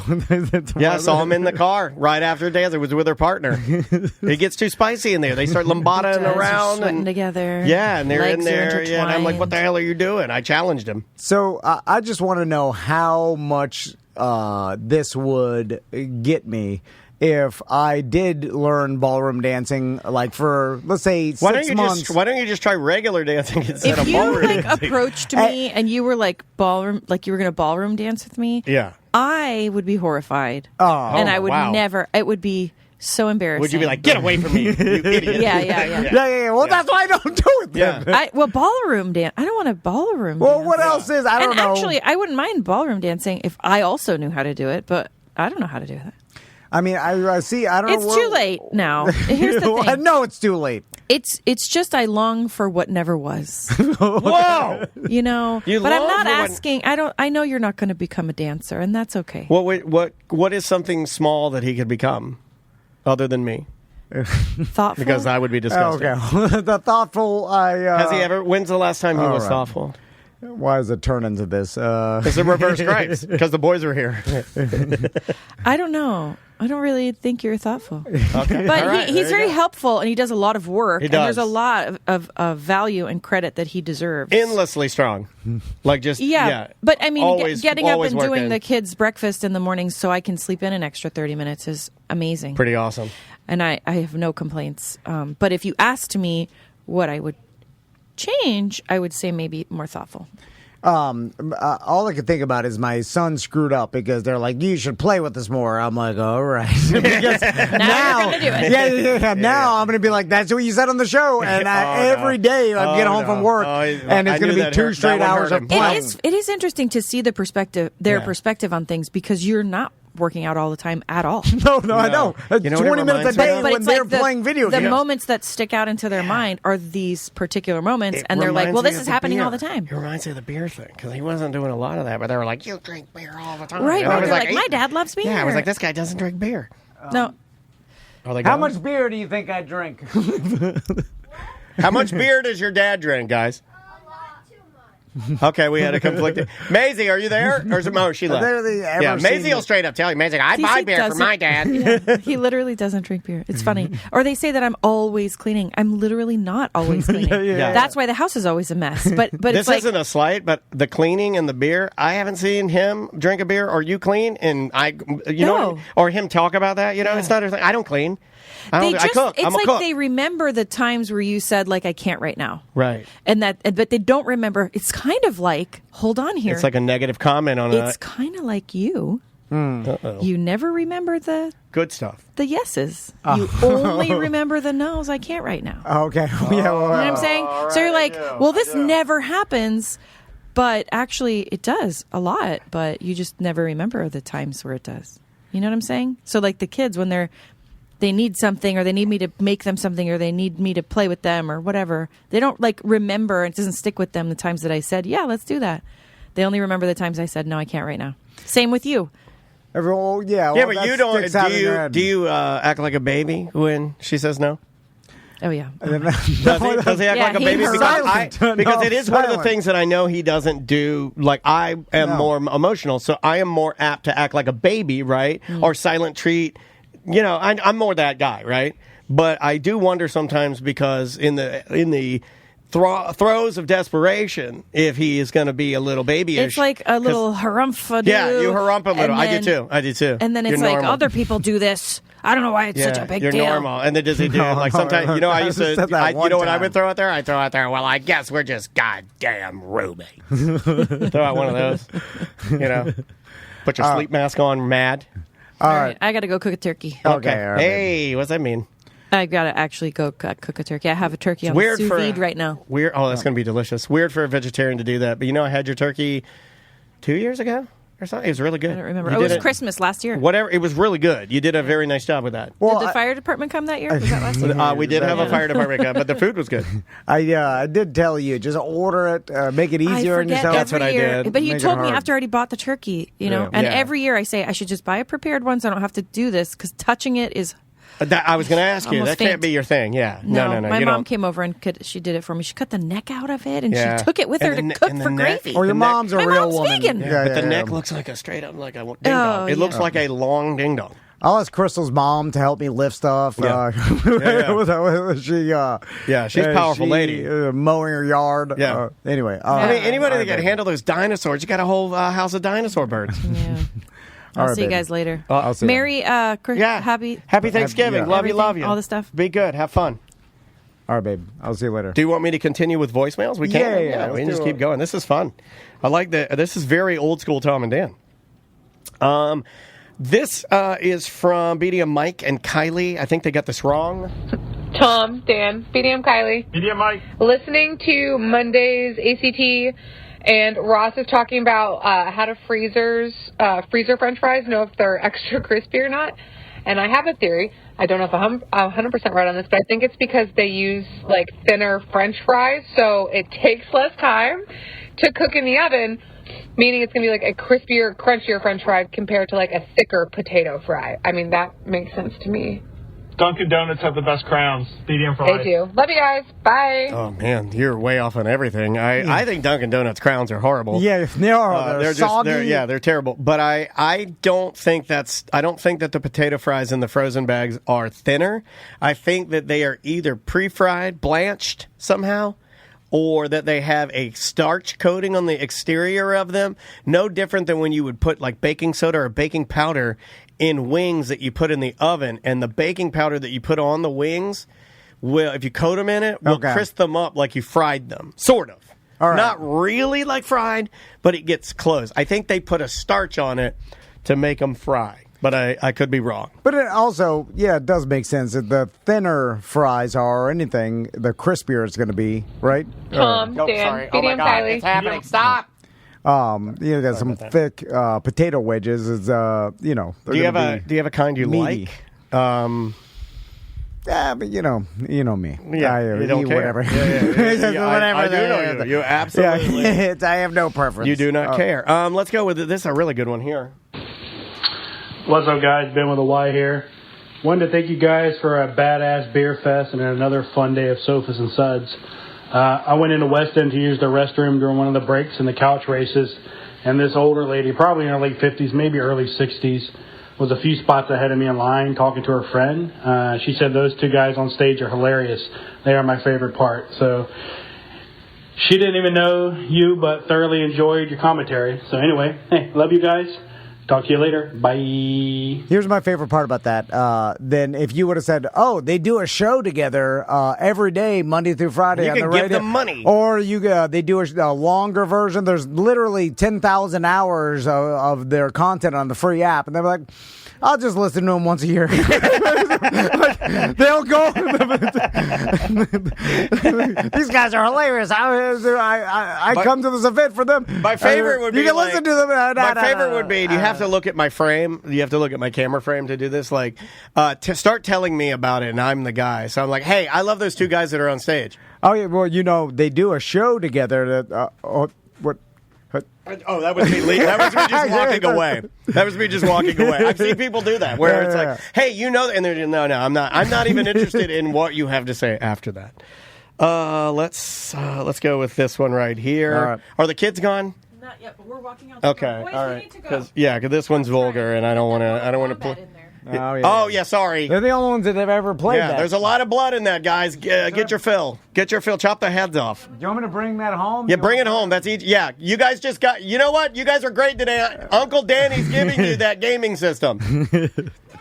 You got it, guys, because I'm the best. All right, let's do this one right. Actually, let's do this one. This one's a nice little, a little love for Dr. Powers. Hey, Tom and Dan, whoever else is in the studio. I just want to give a shout out to Dr. Powers over at My Eternal Vitality. I went and saw him a couple weeks ago, got my blood work done, results, and starting testosterone treatment this week. So shout out to him. Thank you. Yeah, well, you'll have to get a hold of us and let us know how you feel once that thing starts going. Okay, here's the one I wanted to play. Hey, gang, it's Zach from Ohio. There is an age-old viral question.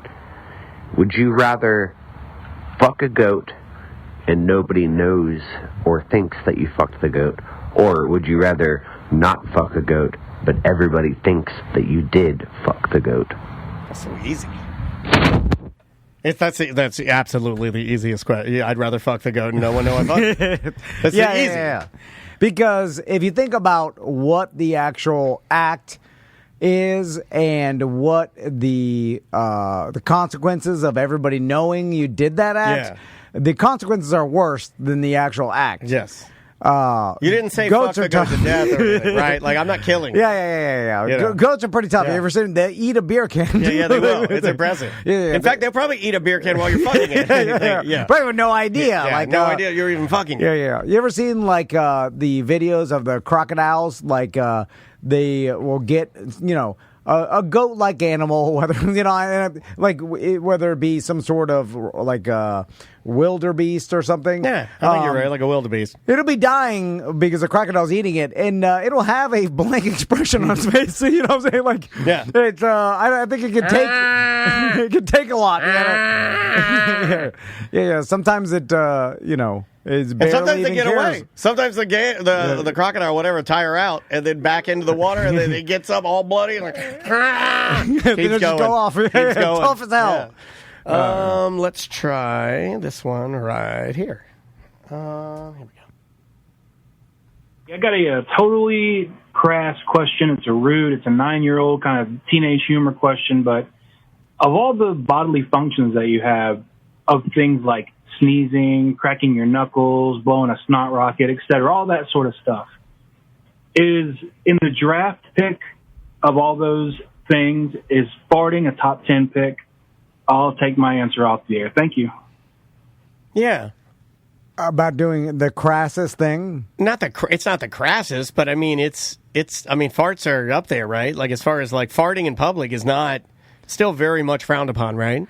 Yeah. Although, because the internet and social media, I've seen a lot of farting couples and people farting as jokes, and so that may be opening it up a little bit. But there's some people, like Dan Cummins told us a while ago, him and his wife never farted in front of each other. That was just on Reddit. Like, I like that. I was reading that, and there was a guy that said I was just reading this yesterday, and he said he opened it up in his relationship. They were talking about it just like casually, right? And they're like, we should just fart in front of each other. And then he says in like what he wrote, he's like, I did that, I agreed to it, and he's like, it's fucking with me, it's ruining me now. Like, it's not. He's like, I should have never done it. See, I don't know what that's like because we never had a conversation. We just always farted, which I feel kind of embarrassed for, right? It's almost like I don't believe in my marriage as much. It's like I don't take it seriously. Or like, do you understand what I'm trying to say? Well, it feels like it definitely is less romantic. Old school type thing to not show, especially the wife. They're like the 1950s dad. Although maybe he was holding in his farts too. My dad, when he dated my mom, up until just maybe when I came around, they would not fart in front of each other. But I grew up with everybody farting full fart. We were a full fart household. We were a full fart household. Like, everybody would fart, and we were the household that my dad would complain that my mama's farts were the loudest ones and the biggest ones. That's interesting. My mom never farted. Yeah. Like, when I grew up, she wasn't blasting farts. Yeah, my mom would blast farts. It may come as a shock to everybody that Carol Dennis, the one that you heard, the matriarch, would straight blast farts. Yeah. I mega farts. I've never heard my mom fart, now that I think about That's it. Cool. One time. That's cool. So don't change that. On her deathbed. Just have her do it on her deathbed. That would be really cool. Right before she died, I heard that. And no, have her record it. Oh, we have somebody that can do that for you. We know somebody that could professionally record your mom farting. All right, let me get another one here. Should we take a break and then we come can. back with Jolly just texted me, and this is what he said. Late? Yeah, he said, I'm finishing up at the dentist and coming straight over. It's about 20 minutes away. I'm hoping I'll be on time, but I may be late. That was at 12:47, so he's got to be close. Okay. He's got to be really close. So let's just do one more. All right. See if he comes in. If he does not, we will take a little bit of a break, and then we will come back. Let's do this one. This guy was mad. Okay, hold on. This guy. Let's go with this one right here. you guys were talking on the BDM show about airboats, and you guys got it mostly right. And as an you wanted as bigger is better. As an airboat owner, here's what I would say: sinking sucks. It happens. I get that. That's one of the main issues with airboats is it's not like a regular boat where you have like a little bubble in between like two pieces that come together. With most regular airboats, if the front dips or something dips under the water slightly, it's going to take on water like a bathtub, and it's done. It's not like a boat where you take on, like Tom was talking earlier, he swamped it. That's not happening on an airboat, buddy. It's going straight to the bottom. BDM for life. Yeah, so you get a little bit of water in your airboat and it's done, right? Well, there is. I've seen airboats with a sealed hull. And I'm not sure what those are called, but I know just from the Everglades. I bet airboat, real airboat guys call them gay airboats. But I'm guessing. I knew, like, up here in Central Florida, they got a lot of airboats that will go in deeper water and lakes and stuff. When I grew up in the Everglades, like, all the airboats, besides from, like, the canals, but they were all in a foot of water in the grasslands of the Everglades. Yeah. So there was no really sinking it because you're in a foot of water or just like 6 inches. You know, sometimes you get deeper, but I know in Central Florida, like there's a lot of airboats that will go on lakes, and then you see the St. John's River and stuff. Obviously, they'll have run airboats on that. I've only seen them on the St. John's and like lakes traditionally.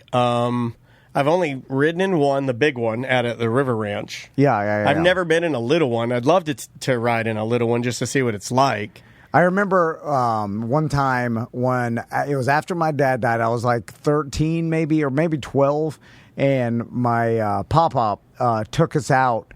And it was like they changed a bunch of rules. Oh, my papa was super mad about like them moving the area where you could airboat because he had that property off the Loop Road and he used to be able to just airboat out the back. Yeah. And then they made rules like this is park now. This is Everglades National Park. You can't airboat here. You got to airboat here. Yeah. You know, he's mad. Yeah. He's taking away his freedoms.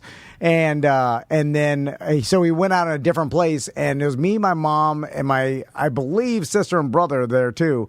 And he got turned around. He'd never admit it, but we came back in the middle of the night, and my mom. Does that remind you of anybody? I have to bring my mom on to talk about this, but I'm pretty sure she thought we were going to die out there because we didn't. This is before you had you packed lunches, or there was no like cell phones or anything like that, and my pop-up always just knew the Everglades and knew his way around, but we got lost out there for a while. And then I remember coming back, it was dark outside and stuff, and he finally. What kind of lights do you have, or do you have somebody running it up front? Like, you don't really have. I mean, he gave me a giant, a frog gigging spotlight. You're not running red and green traditional. Yeah. I mean, I think you have to have similar to the same rules of a boat, but, Okay, might be a dumb question, but I've never looked. I'm sure.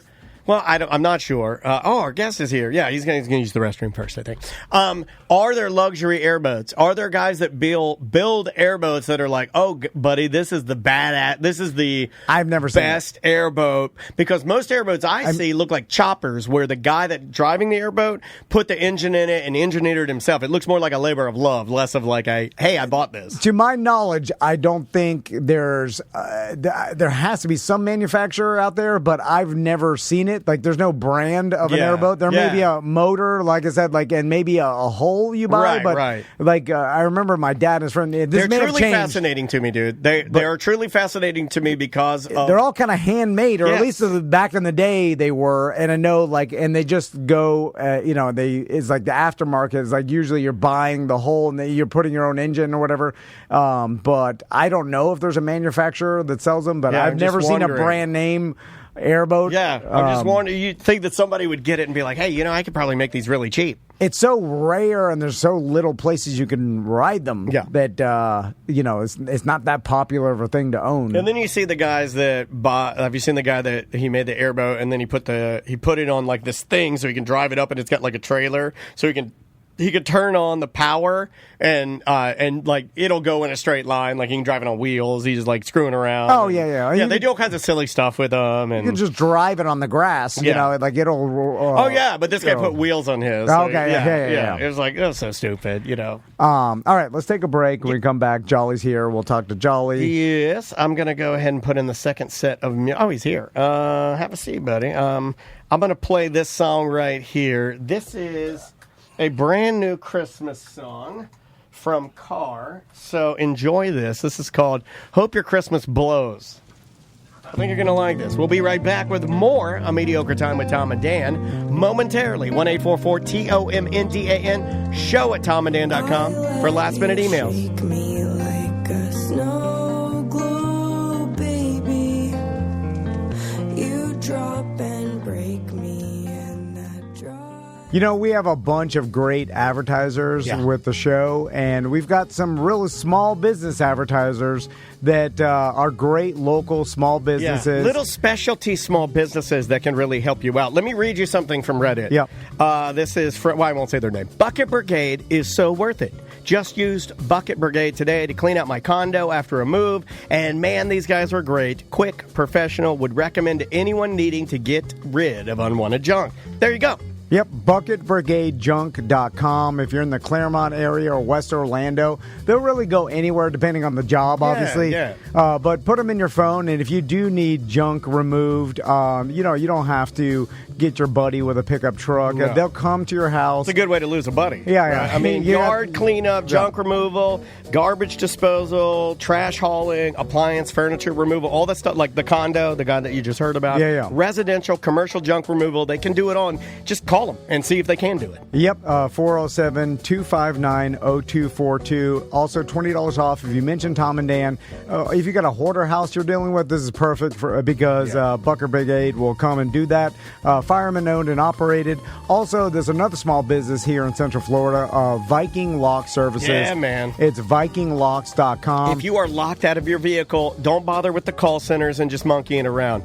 Call Viking and get a human that will get you in your car. Yeah, they're professionals. They can do any automotive lock. They can also do residential and commercial too. But just put them in your phone in case you come into emergency and you're locked out of your car. Again, that's VikingLocks.com and BucketBrigadeJunk.com.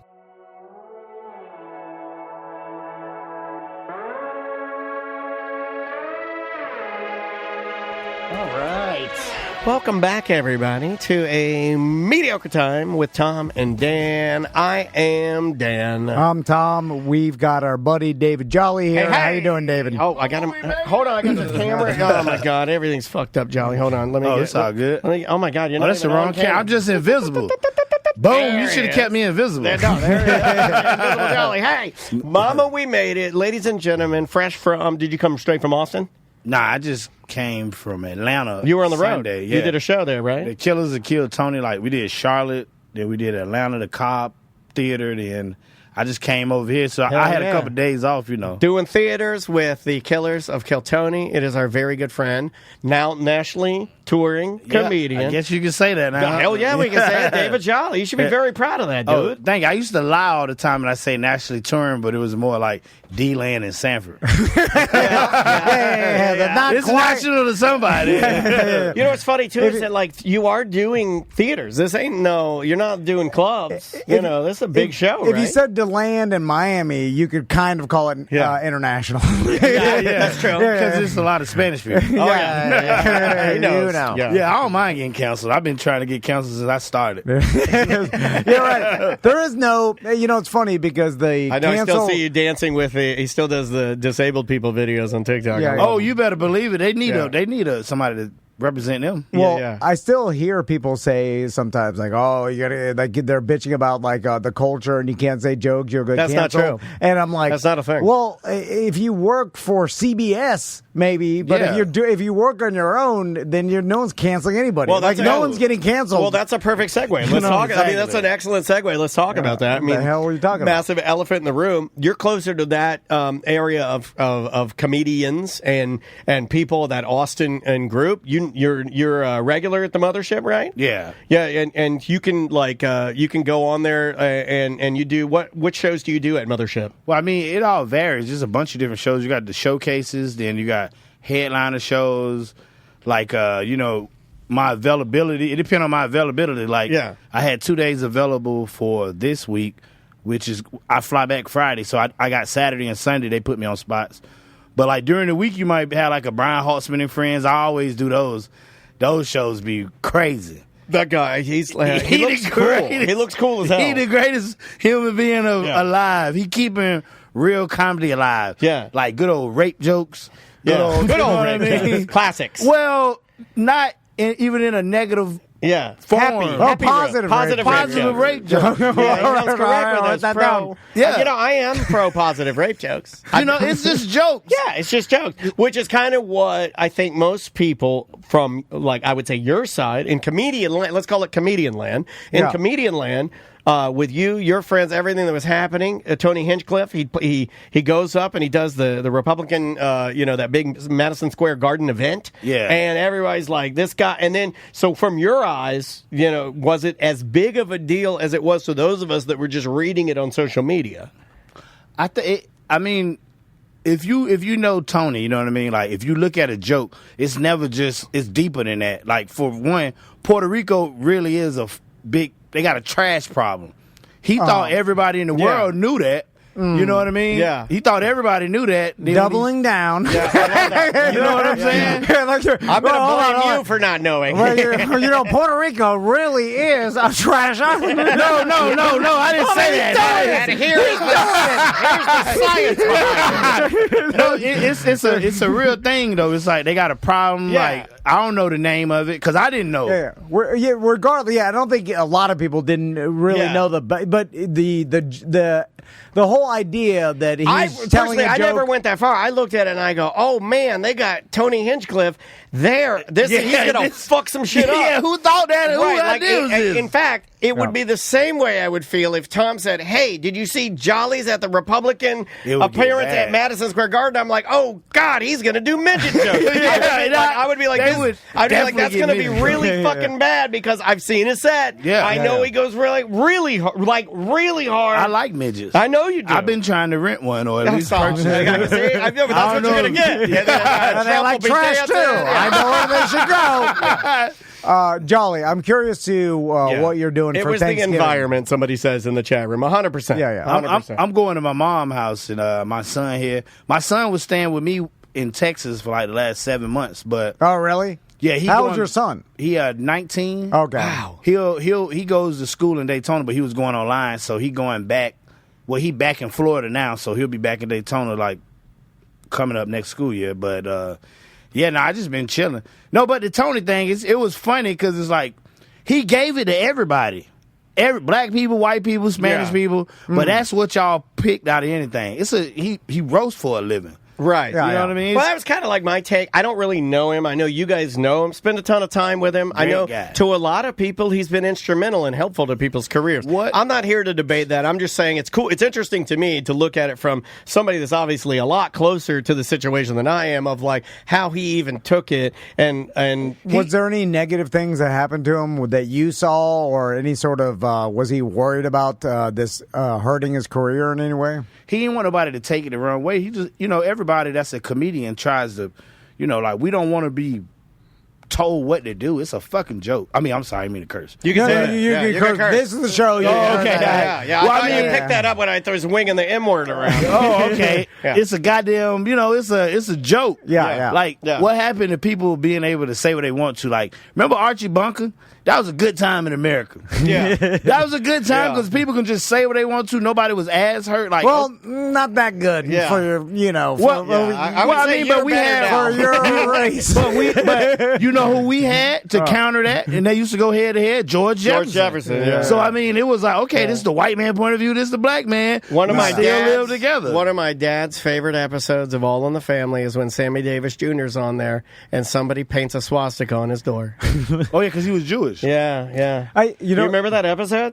I don't think I remember. Yeah, catch the replays because I'm only 43 days. Yeah, I'm old as fuck. Yeah. But I'm also an old soul. You know? You're a beautiful man. I think Archie, though, the point of Archie, not to debate you, but Archie was like, I think they were showing what they thought ignorant people would be, and then they would, they would always use something to like a redeeming quality, right? They bring it back around, and then Archie would show you his true colors were not, pun intended. He'd be like a normal guy that loves people, and Carol O'Connor is an amazing, actor.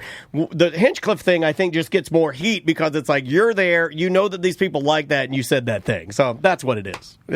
I mean, now it's like he was saying, he was the most famous man in the world for 24 hours. I believe that. And he like the greatest person. Like, if you know him, he's like a real solid, genuine dude. Yeah, I believe that. I don't know the guy. The biggest heart in the world. Like, if he got a chance to help you out and he sees that, I'm going to change your life. You know what I mean? Like, it's people right now that pay their bills off telling jokes just by the opportunities, you know? Sure. Like, we always want to make stuff. Like, that's what I'm saying about Archie Bunker. Did you worry at all that maybe this would hurt you in the fact that the Kill Tony name is attached to the Killers of Kill Tony at all? I just realized that I didn't have as seen on Kill Tony in my bio, so I put it in there. Okay. So I'm like, if whatever come with it, let's go. Right, good or bad. I'm going to stand by my boy, you know what I mean? Like, I ain't going to let nobody talk. Whatever it come with, I told you, Dan, I've been trying to get counseled since the beginning. You know what I mean? Jolly's like, any attention is fine. Let's do it. I need it. Yeah. I'm trying to sell tickets. I don't think people, I don't think people understand that and that's what I wanted to talk to you about. I think that's thank you for sharing, being so candid about it, because I think that's the part that a lot of people that aren't in the comedian business that don't understand when you go out there and when you're really trying, that there almost is a level of like giving yourself to it that you might have to do to make it big. Yeah, now, it's almost like not getting attention is the absolute worst thing that could happen to a comedian, Jolly, or like in other people that are trying to come up. It's like now once you've made it and maybe you've got some business with like other giant businesses and corporations, like for instance, you're Jack Black and you go through some political controversy. You're doing business with giant corporations that are scared as hell about anything like that. Yeah. So then immediately you like that. That's the problem. You work with giant corporations. That's where the money's at. But that's where you start getting worried about, like, your future with your career and your jobs and stuff, because you've got a $100 million movie in the pipeline, and you're like, I'm getting paid $30 million. Like Tony Hinchcliffe, and I'm sure he makes a lot of money, but he ain't making $30 million a movie money. You know what I'm saying? You don't want to miss that. So like once you get to a certain height in your career, you're fucking Kevin Hart. Like you start worrying about controversy. You're Tony Hinchcliffe. You're like bringing all the controversy. Who cares? Because you're not a goddamn A-list movie star at this point. You know what I'm saying? So there's different levels that of politics you have to worry about, and like controversy and stuff. And really, it's like if you're in bed with the corporations are the ones that are afraid of everything because they're afraid of getting sued. They're afraid of pissing people off. They want the money. And you honestly can get canceled within them. You can. Oh, yeah. Because they won't touch you. If you have a lot of people that really like you and truly know who you are, then you probably have made your... That's the same thing as like the BDMs, right? Like what y'all built. You can't tell a BDM nothing about Tom or Dan. So at the end of the day, it don't matter like what everybody else is doing. Even though you still don't want to like make anybody feel like they disrespected, I don't believe. But at the end of the day, this is my core people who messing with me. Y'all mad? Nah, y'all good? Okay, cool. Yeah. The people that don't even know who you are or don't follow you to begin with kind of don't even matter. I think it subtly used to be that way, not to draw attention to it. Remember, we used to do that, right? We would just be who we are. And then you would accept people for the things that you agreed with or the things that you didn't agree with. You still respected it. You would know the things that the other person that you don't agree with, and you wouldn't be so instantly ready to argue with them about it or something. Like, I don't know. Yeah. Like I mean, like what I was gonna say. I just forgot. I had a good point. Doogie Howser. That's the best clip we've ever done. When Doogie Howser. Doogie Howser. When you started talking about spelling, and you started talking about what you want me to spell. Doogie Howser is the greatest. Here's the greatest clip we've ever done on our show. Doogie Howser is That's a hell of a spelling word, right? That's a hell of a word. That should be your comedy special's name. Doogie Howser is a hell of a word. That would be. Let's talk about fun stuff you've been doing and people you've been meeting, opportunities, famous people you like. I mean, it's just like, it sounds crazy, but it's kind of normal. Just anybody that you can name, just like be at the mothership. And, just being on the road. You got Chappelle. You met him yet, right? Nah, I ain't met him No? yet. I mean, I'm pretty sure I'll come across him eventually, but I mean. I think you will too. I never been really like, people in that level, as long as you just treat them like regular people, that's how I treat people. I ain't gonna be like, hey, let me get a water. You know what I mean? I never been that type of guy. Yeah, I am. Like, I'm pretty much basically best friends with Ron White. So, like, that's the cool, every day, that's the only one that Not on my bingo card. If you had come to me 20 years ago and said, your friend Jolly, he's an up-and-coming comedian. I didn't even know you 20 years ago. I said, like, 12 years ago. And he's going to be best friends with Ron White, touring national touring comedian. Ron White. He the cool part about Ron White is like a lot of those guys who've done it before, when they take the time to just communicate and just spit game, just drop gems. It's like you have no choice but to win if you're in the right environment for it. Like that's built for everybody to win. Like even if you at the mothership, like if you one of them people who like a negative Nancy, always something wrong, and I'm mad about this, I'm jealous of that, we'll get you up out of there. Is that usually what you see? Because I imagine there's got to be tons of people migrating to that area trying to. Just bad like word phrasing, bad word migrant. Just like don't be using that word. Just like L.A. used to be, where the small town wherever you grew up, you want to become a famous stand-up, and then you go to L.A.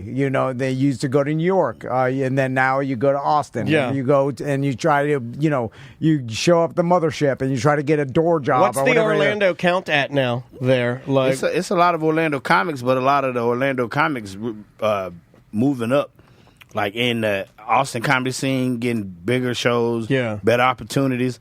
It's just because Jake Rika's out there, right? Oh yeah, Jake Rika killing it. He's crushing it, man. You're out there. Jake Rika's out there.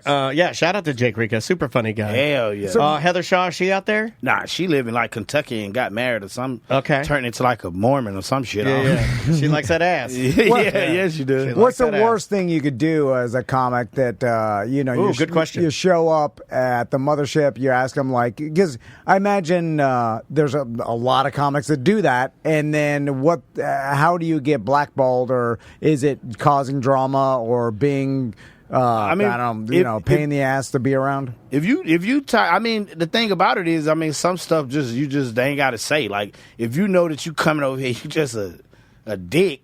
You gonna run yourself from around there because nobody gonna want to deal with you.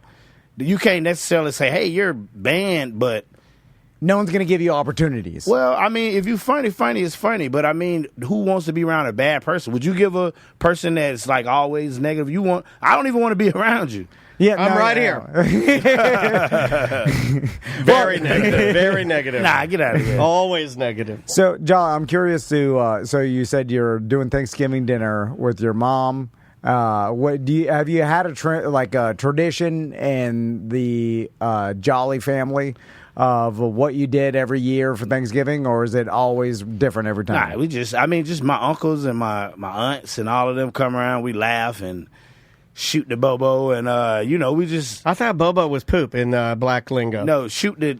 No, that's boo boo. Yeah, boo boo. Sorry, boo boo always smells like a row. I'm sorry, I'm using my outcast lingo. It's like shooting the. Boo boo is turds. Shooting the breeze. That's okay. All right, bobo. Yeah, we just hang out and. Long as my mama on the macaroni. My Uncle Ken tried to make it last year, and we almost jumped him. He had like fucking pimento cheese, some stupid shit in there. Get that out of here. It was 2 macaronis, and then his macaroni. No. Nobody touched. I ate like 2 plates of it because I love my Uncle Ken, but everybody else, they were mad. My son, he started flipping stuff over in there. Yeah. That guy get crazy about it. Anger problem. Now, do you have the same problem that a lot of people have where you get your family together and then all of a sudden they start bringing up politics? and then everybody starts fighting. I don't know. That happens at Thanksgiving. What? Like, can I be stereotypical? I don't know. Do black families have that? I think every family has it. Well, I mean, I know. Families? So black families have, I guess you're going to have some Trumpers, and then you're going to have some Harris people, and they're going to battle it out at. Well, we ain't going to talk about not my family, my mom's side. Like, we're going to just talk about hey, how y'all doing? No politics. Yeah, Fuck we don't want to hear about all that. You know what I mean? Leave that, because I mean that breaks stuff up. Whatever anybody believe in, just believe in what you believe in. Keep it to yourself. Yeah. Everybody good. Yeah. Y'all put so much emphasis on politics when it's going to do nothing for you tomorrow. But there's always the stereotype of the older generation, like the old uncle loves to bring it up. Well, I mean, a little bit of that is precursor to trolling. I feel like it's trolling. Yeah, your uncle at Thanksgiving. Don't think for a second he didn't get a little blast of adrenaline lighting up your liberal ass. You know what I mean? Like, he loves that. Yeah. Like, he's doing that, right? And vice versa. Like, the people that enjoy fighting, I do think that's a chemical dump, and they get something out of it. Definitely dopamine. It's like masturbating. Yeah, it's no different than that. It's get people riled up. Like, you got some people who like angry comics who never get booked. You know, they probably been doing it for a long time. They'll get on the internet at any opportunity, and they get they dopamine hit by just stirring stuff up. Yeah, you know what I mean. It could be so simple, like nobody cares about your opinion, but other people who wanted this opportunity to say what you had the balls to say. Yeah, and it's only 19 of y'all.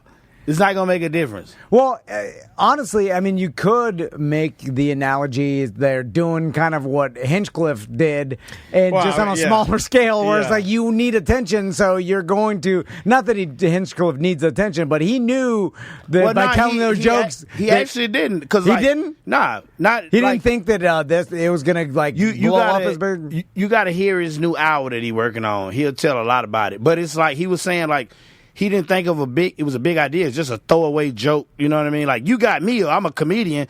You don't want to hear my political point of view on nothing. You came here for jokes. Yeah, so like, just tell my jokes. But unfortunately at that place, it was like everybody was queued up and ready to go. Yeah, but he didn't think nothing say of it, motherfucker. You know. He was just like, it's a throwaway joke. You know what I mean? Like, it's nothing. Like, this ain't malicious. I thought that he would be like, this will get some, that's why you definitely some attention. Well, what I do know from just doing research on it was an older joke. It's not like that was new material that he just... Yeah, it was super old. Yeah, you've heard it probably a bunch, right? Way old. Not to continue with this, but we're on the subject. We might as well. How available is, for those that really love the guy, how available is Joe Rogan? When you walk in and you're ready to do your thing at that night, is dude just walking around in a sweatshirt just being Joe? Or like, can you walk up to him and be like, hey, man? You can walk up to him. I mean, we all in the same arena. I mean, very approachable. He's a very nice man. Yeah, very nice.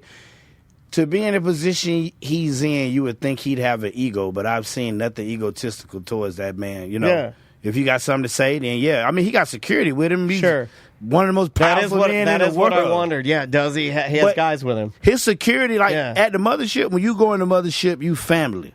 You could be a door guy. Yeah. You could be. Nobody treat nobody different. Nobody, if you're on this show, if you're a door guy and you're not going to be mad if you don't get on Joe Rogan and Friends. You know what I mean? Like, it's just all family. Everybody, like, helping each other out. I got so many famous people number in my phone just by conversation, getting to tour with these people here, and it's just like everybody's just happy. Nobody mad. All we're going to do is roast each other. Yeah. But that's like out of love, You know, speaking of like Rogan having security around, because I'm sure he gets death threats all the time and stuff, just being how big he is. It's crazy. I would never think of that, but yeah, absolutely. I'm sure he does. It's just not something that I think about. I mean, think about any stance you have on anything. I mean, imagine all the COVID shit, the death threats. You take a hard opinion. And the death, I mean, you get Trump on your show, whatever. I mean, he'll get death threats all the time because he's gigantic, massive, and that's polarized. He's polarizing. That's what it takes. But then he's like, now you got to hire security because you're like, there could be mentally ill, crazy people. But you know what? Crazy. But I'm going to tell you something. I'm the only one qualified to talk about this with Joe Rogan. The only one here qualified to talk about this. I'm not hiring security. That's taller than me.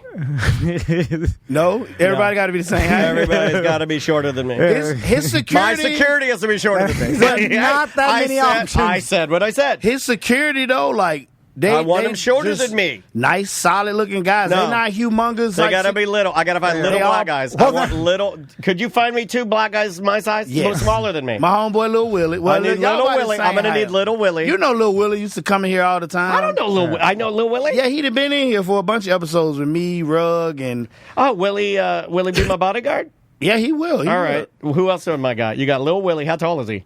5? He's a little taller than you, though. 5 foot? No, that's not going to work. Damn, I don't even know no little Willie's black off the people. list. They all have guns. They all are well trained in guns. But they the nicest guys. Yeah. What if I got 2 little people, black guys? But I don't know. You right? I get Midget Mac. Well, yeah, that's one. That's a one. dude named CJ. Little from here. Midget Mac and CJ. There you go. And I got 2 little. But black. y'all might be the same height, Dan. No, I'm 5'2". Oh, okay. My bad. Little people are like, to be little, you have to be 4'11" and lower. But the my point being, I thought about He this thinks a I'm lot. not serious. Is that that level of fame, and when you get there, it's off-putting to me, and I'm glad that I don't have it. I know that's ridiculous to say because it comes with a lot of wealth. And maybe I'd think differently if I did have it. I'd be like, not that bad. I like the wealth, and I probably would. And that's what you say when you don't reach famous. Like I didn't want to be that famous anyway.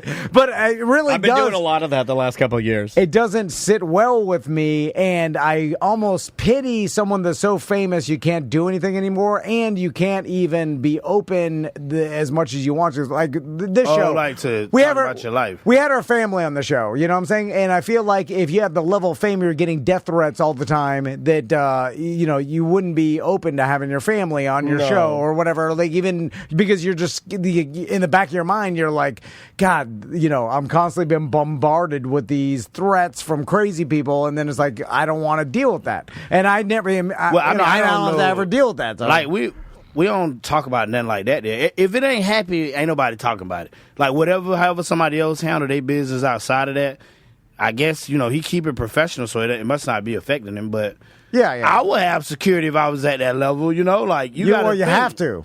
You getting like 500 million views every episode you drop. Yeah. Like everything that you say, people are holding on to your every word. Like you're not a human being. Like that's another level. But the thing is, his security are nice dudes. Like, yeah. But I'm pretty sure they're not nice when they outside it. You know what I mean? Yeah, when they don't need to be. Yeah, but I mean, like it's just like a family there, man. You following along with the Kendrick Lamar Drake? No, I don't follow nothing negative. Nothing at all. No, nothing. Nothing. If it's negative, I want no parts of it because Okay. it's going to do nothing for my financial growth or personal growth. I love it. Look at this guy, man. You're dialed in. You were focused. Yeah. I mean, like people have talked to me about it. Like they asked me about the Drake and Kendrick beef. Yeah. And then I was like, what? Then I didn't see anything funny to write a joke about. Yeah. So I was like, I Fuck can that care shit. less. Yeah. A lot of people circle their whole lives around that and they're not making any money off of it, which is crazy. It is. I'm a lot like you, Jolly, with that mentality of if it's none of my business, then I don't pay attention to it because what good does it do for me? Nothing. Like all it's gonna do for me is mess with my anxiety, and now I'm gonna feel sorry that these two millionaire men that's being childish. Like he's making fun of Drake. I don't care about I'm that. suing you. I am not a pedophile. Well, I mean, I get where he sued him at because now that's deeper than that. Yeah. When you're accusing someone, now where But did isn't that the worst thing you could do? Well, no, he sued him because isn't that the worst thing you could ever do in hip hop though? Is to go and instead of fighting your way out, is to sue your way out. But that wasn't true. He's not suing Kendrick Lamar. He's suing the record company, right? Because he came to them with a proposal. Drake was like, "Hey, man, I'm pretty much a machine by myself. If y'all want to buy me out, I need $1 billion." So what they did was they inflated the Kendrick Lamar record so they can make it look like Drake wasn't that big. I mean, it's payola. You know what I mean? We love payola. Now you playing with my character. I don't care what Kendrick Lamar talk about because he's irrelevant. You as a company are messing with my well-being as far as me selling records. Yeah, then it's business. Now it's business. You gotta pay somebody, but nobody want to talk about that. They living in a make-believe world where it's like, oh no, blah, blah, everything's blah. fair. Yeah. But if we went back to the days where you can just slap people in the mouth, then it'll be a different story. But you can't do that no more. No, and you shouldn't. You know, Why you not? Yeah. But Well, you don't want things to escalate because a slap in the mouth, then next thing it becomes a fight, and then fight becomes a gun. This is what I'm saying. Yeah. Like, they got people who go on the internet, they give their opinions, they say what they want to say, downplay people, talk about it, people, moms, all that. Oh, yeah. Back in the days, if there was repercussions, people wouldn't talk like that. If you walked up to a man and I see you out in the street, let's go talk over here. Yeah, people never are far slap more a man in his disrespectful mouth, online, slap him in the mouth, and see if you really that. You know what I mean? Yeah, like, to your let's face, go back to that. No, nobody to their face, they don't do that. No, you're right. Because it's like we live behind the internet. We live behind the internet. Back before the internet, if you said something about somebody, you realize that, hey, this person could not kill nobody. They might just beat me up. We ain't beating people up no more. That's the problem. We need to go back to beating people up. We do. You know, it's just a better world here. I think I said one time back in the day, you should be able to get a government-issued taser with 2 shots. I thought it was 3. I thought it was 3 shots. That you could use. like 3 prongs? No. 3 shots you could use for your lifetime. Okay, let's say that you and I were bitter enemies, which would never happen because I love you too much. Yeah, I love you. Let's just for the case of this.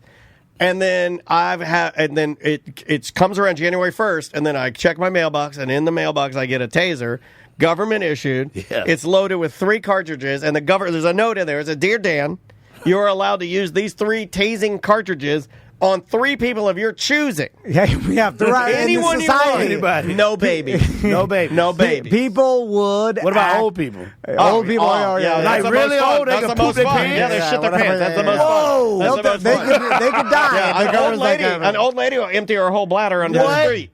Milk might come out of them dusty titties. Right out of them dusty titties. I'm just saying, it would keep a lot more people in line. You would think twice before honking at someone. You would think twice before what you would say. Also, you reminded how me you of act. one of my favorite videos from Live PD, or excuse me, On Patrol Live last week. A police officer, and I'm sure there's going to be something that gets in trouble for this, pulls his taser out on a lady, and he goes, "You have 3..."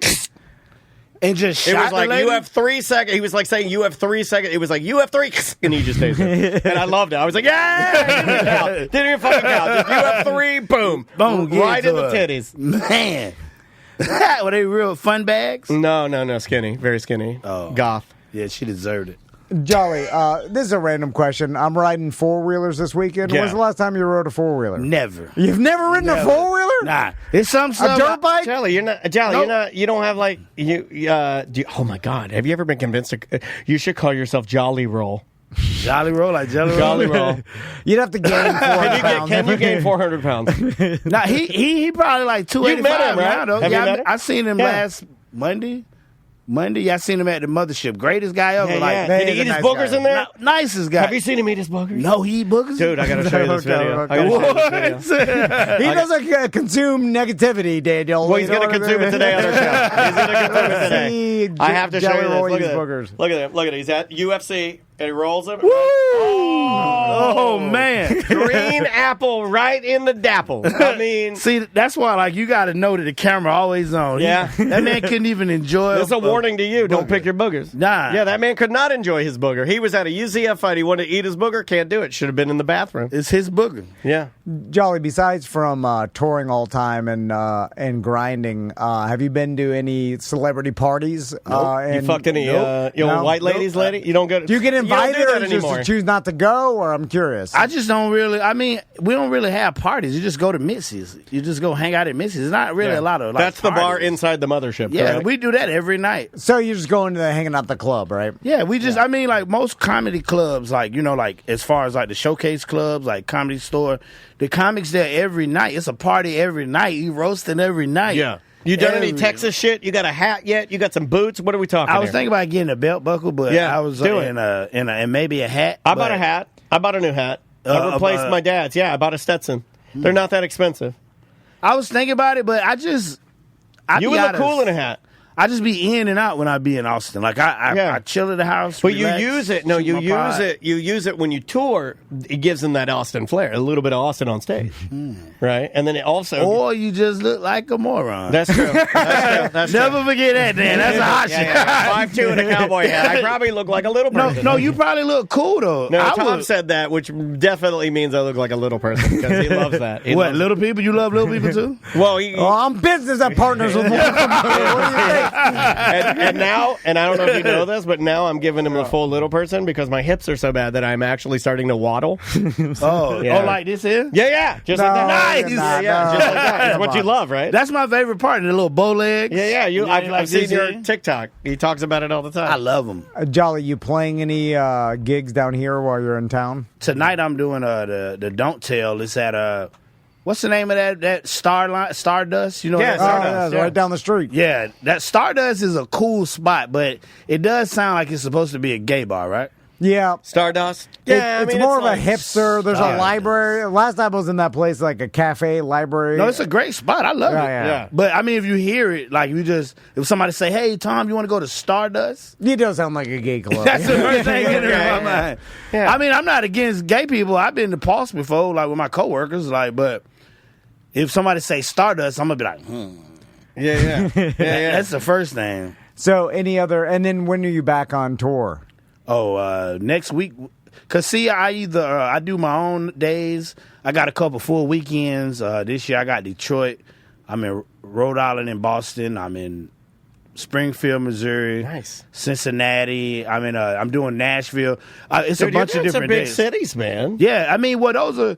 I like the B markets because they'll give me a full weekend. Sure. I can't go to Chicago and do the Chicago Improv and think all them shows are going to sell out. Right. You know? But it's a headlining show, right? Oh In yeah, the I'm B rooms, headlining. yeah. All of these are headlining weekends. Yeah. I usually try to aim for the smaller markets. Hell yeah, man. But I think that could probably be really fun too. Oh, Because yeah, I it's would always imagine that fun. the bigger markets, especially the Chicago one, gives me some anxiety because I would imagine Chicago's hard as hell. So put me on the outskirts a little bit. And let me warm up. Well, no, I did do Chicago Zanies, but I just do a one nighter because I know enough people to come for one night, Right. Compared to trying to do 5 shows on a weekend.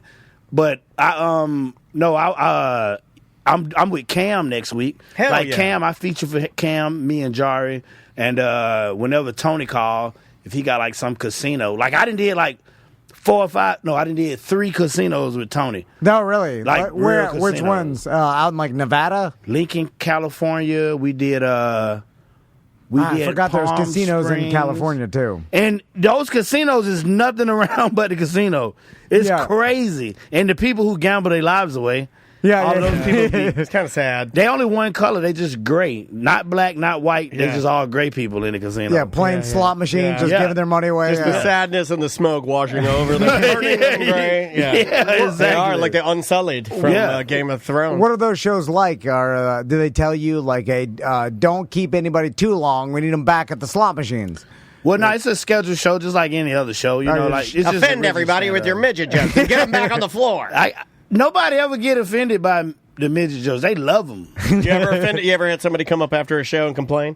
Nah. Great. I think because my jokes, like when I write them out, like the joke, my transsexual joke, I'm not coming from a malicious point. I'm just looking at it from a different point of view. Okay. You know? Also, Jolly gives off the vibe that if I was offended and I did want to go and complain to him, he wouldn't care. Yeah, true.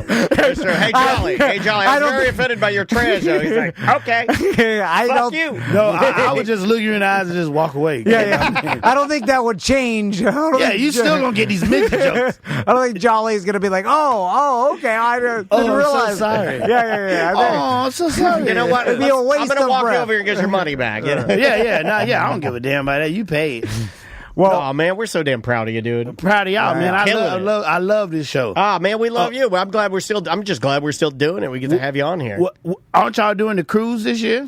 Well, we did it. We don't know about 2025. It's still up in the air. I'm gonna keep harassing you about the 26. We want to do it if it's the best deal for all the listeners, Yeah, and you makes get, sense. you know what I'm saying. Yeah. So, Yeah. and if we can't get Tony Palmiotti is always Tony looking. not on it no more. He's looking at it, but he's still there. He just He's has slowing down a little bit. He hasn't reached out to me with any sort of great deals that have popped up, but he said he would. And when if we. But he see also quit the show like every other employee we had. I thought. Yeah, he quit. No, don't listen to John. Yeah, I'm not listening. This guy talking shit. a crazy Bubba man. quit. Bubba quit. He does this to you every time, Jolly. Bubba quit, and then Sam quit, and then Tony quit. And Tony quit. Tony quit. I think Tony quit because Tom was sexually harassing him. No, none of like little rumors, man. He's enjoying a cruise lifestyle and his cruise business blowing up crazy. He's on like Virgin Voyages right now in a suite. He just live on the boats now? Pretty much. Damn. He's doing like an insane amount of cruises a year. He loves it. He retired though, right? From Radio Shack, right? Yeah. But that was like in the 70s. I mean, shit, I basically retired from Radio Shack, right? Radio Shack been going along. It's still one Radio Shack left. Yeah. It's on Orange Avenue. Y'all know about that one? No. It's on Orange Avenue, like downtown, closer to like you know what Michigan is? Yeah. It's not going towards Florida Mall. It's I'm gonna on head this down side, there. by the hospital.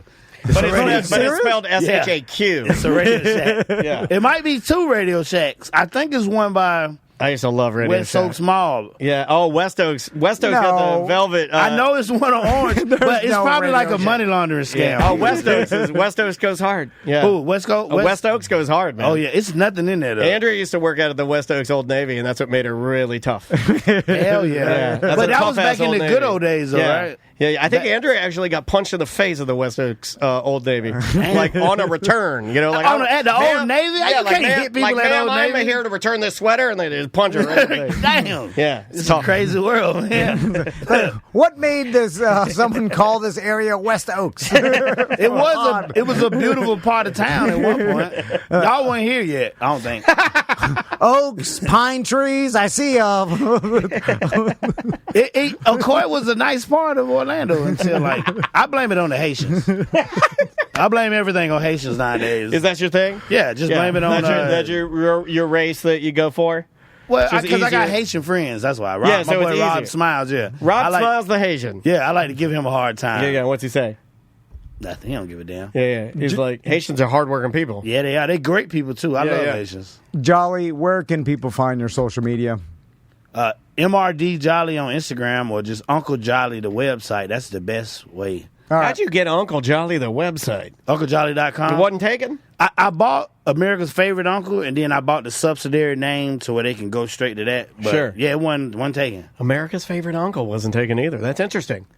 Yeah, you'd be surprised. And then once Jolly doesn't pay his GoDaddy, it'll be available. Yeah. Most comedians are websites most of the comedians, their websites aren't working. Yeah, I don't drink anymore, so I keep everything logged in. No, you got it. Yeah. I ain't had a drink in 18 months. Hey, man, congratulations. Time. Yeah, thank you. That's super good. When you stop drinking, you realize, they got other type of juices besides cranberry and orange juice. Yeah. What are you on? What, juices? Yeah, what kind of juices you get on? Man, guava. You ever had guava? I have had guava. Tom's whole neighborhood has an aqua fresca stand. For real? You know, you have the little Latin man that has the... he just making fresh aqua and then he got the little cup on top of each of the jugs. Does he do a dance? And then it has the fruit. Yeah, he dances. Well, like this? Does he do this? Yeah, he does like this. And he shakes. And then he has the little fruits. And then next door to it, they have elephant ears. What? Yeah, dude. Oh, the funnel cake? Yeah. Nice. Yeah, and it's right. I mean, he's bullying me, Jolly. You can literally by saying that, he's obviously implying they live in a poor neighborhood. Yeah, you could throw a golf ball too. Like by the time you walk with the elephant ear to his house, still piping hot. Damn. That's a pretty rough neighborhood. Yeah, it is rough. It is very rough. Anyway, we appreciate you guys listening to today's show. Yeah. And it was a weird one. It is a weird It's a weird one. It threw me off a little bit. Where else can you get Our Children and Tony Hinchcliffe in one show? One show, baby. Yeah, that's pretty cool. That's pretty cool. We hope you guys enjoy your Thanksgiving. Support our comedian weekend. friends like Jolly that have been in here since they were just struggling comedians that are now professional comedians. That's really cool, dude. Oh, yeah. And we've got a ACT on Friday that we did with Santa and Mrs. Claus. Yep. So enjoy that. And we will see the BDMs on Monday. Yes. And we'll see you next week. Yep. Have a great holiday, everybody. Mama, we made it. Oh, wait a minute. I can't publish that. It's mediocre. This is all jokes and funny to you, huh? You can take it up with legal. Have a good day.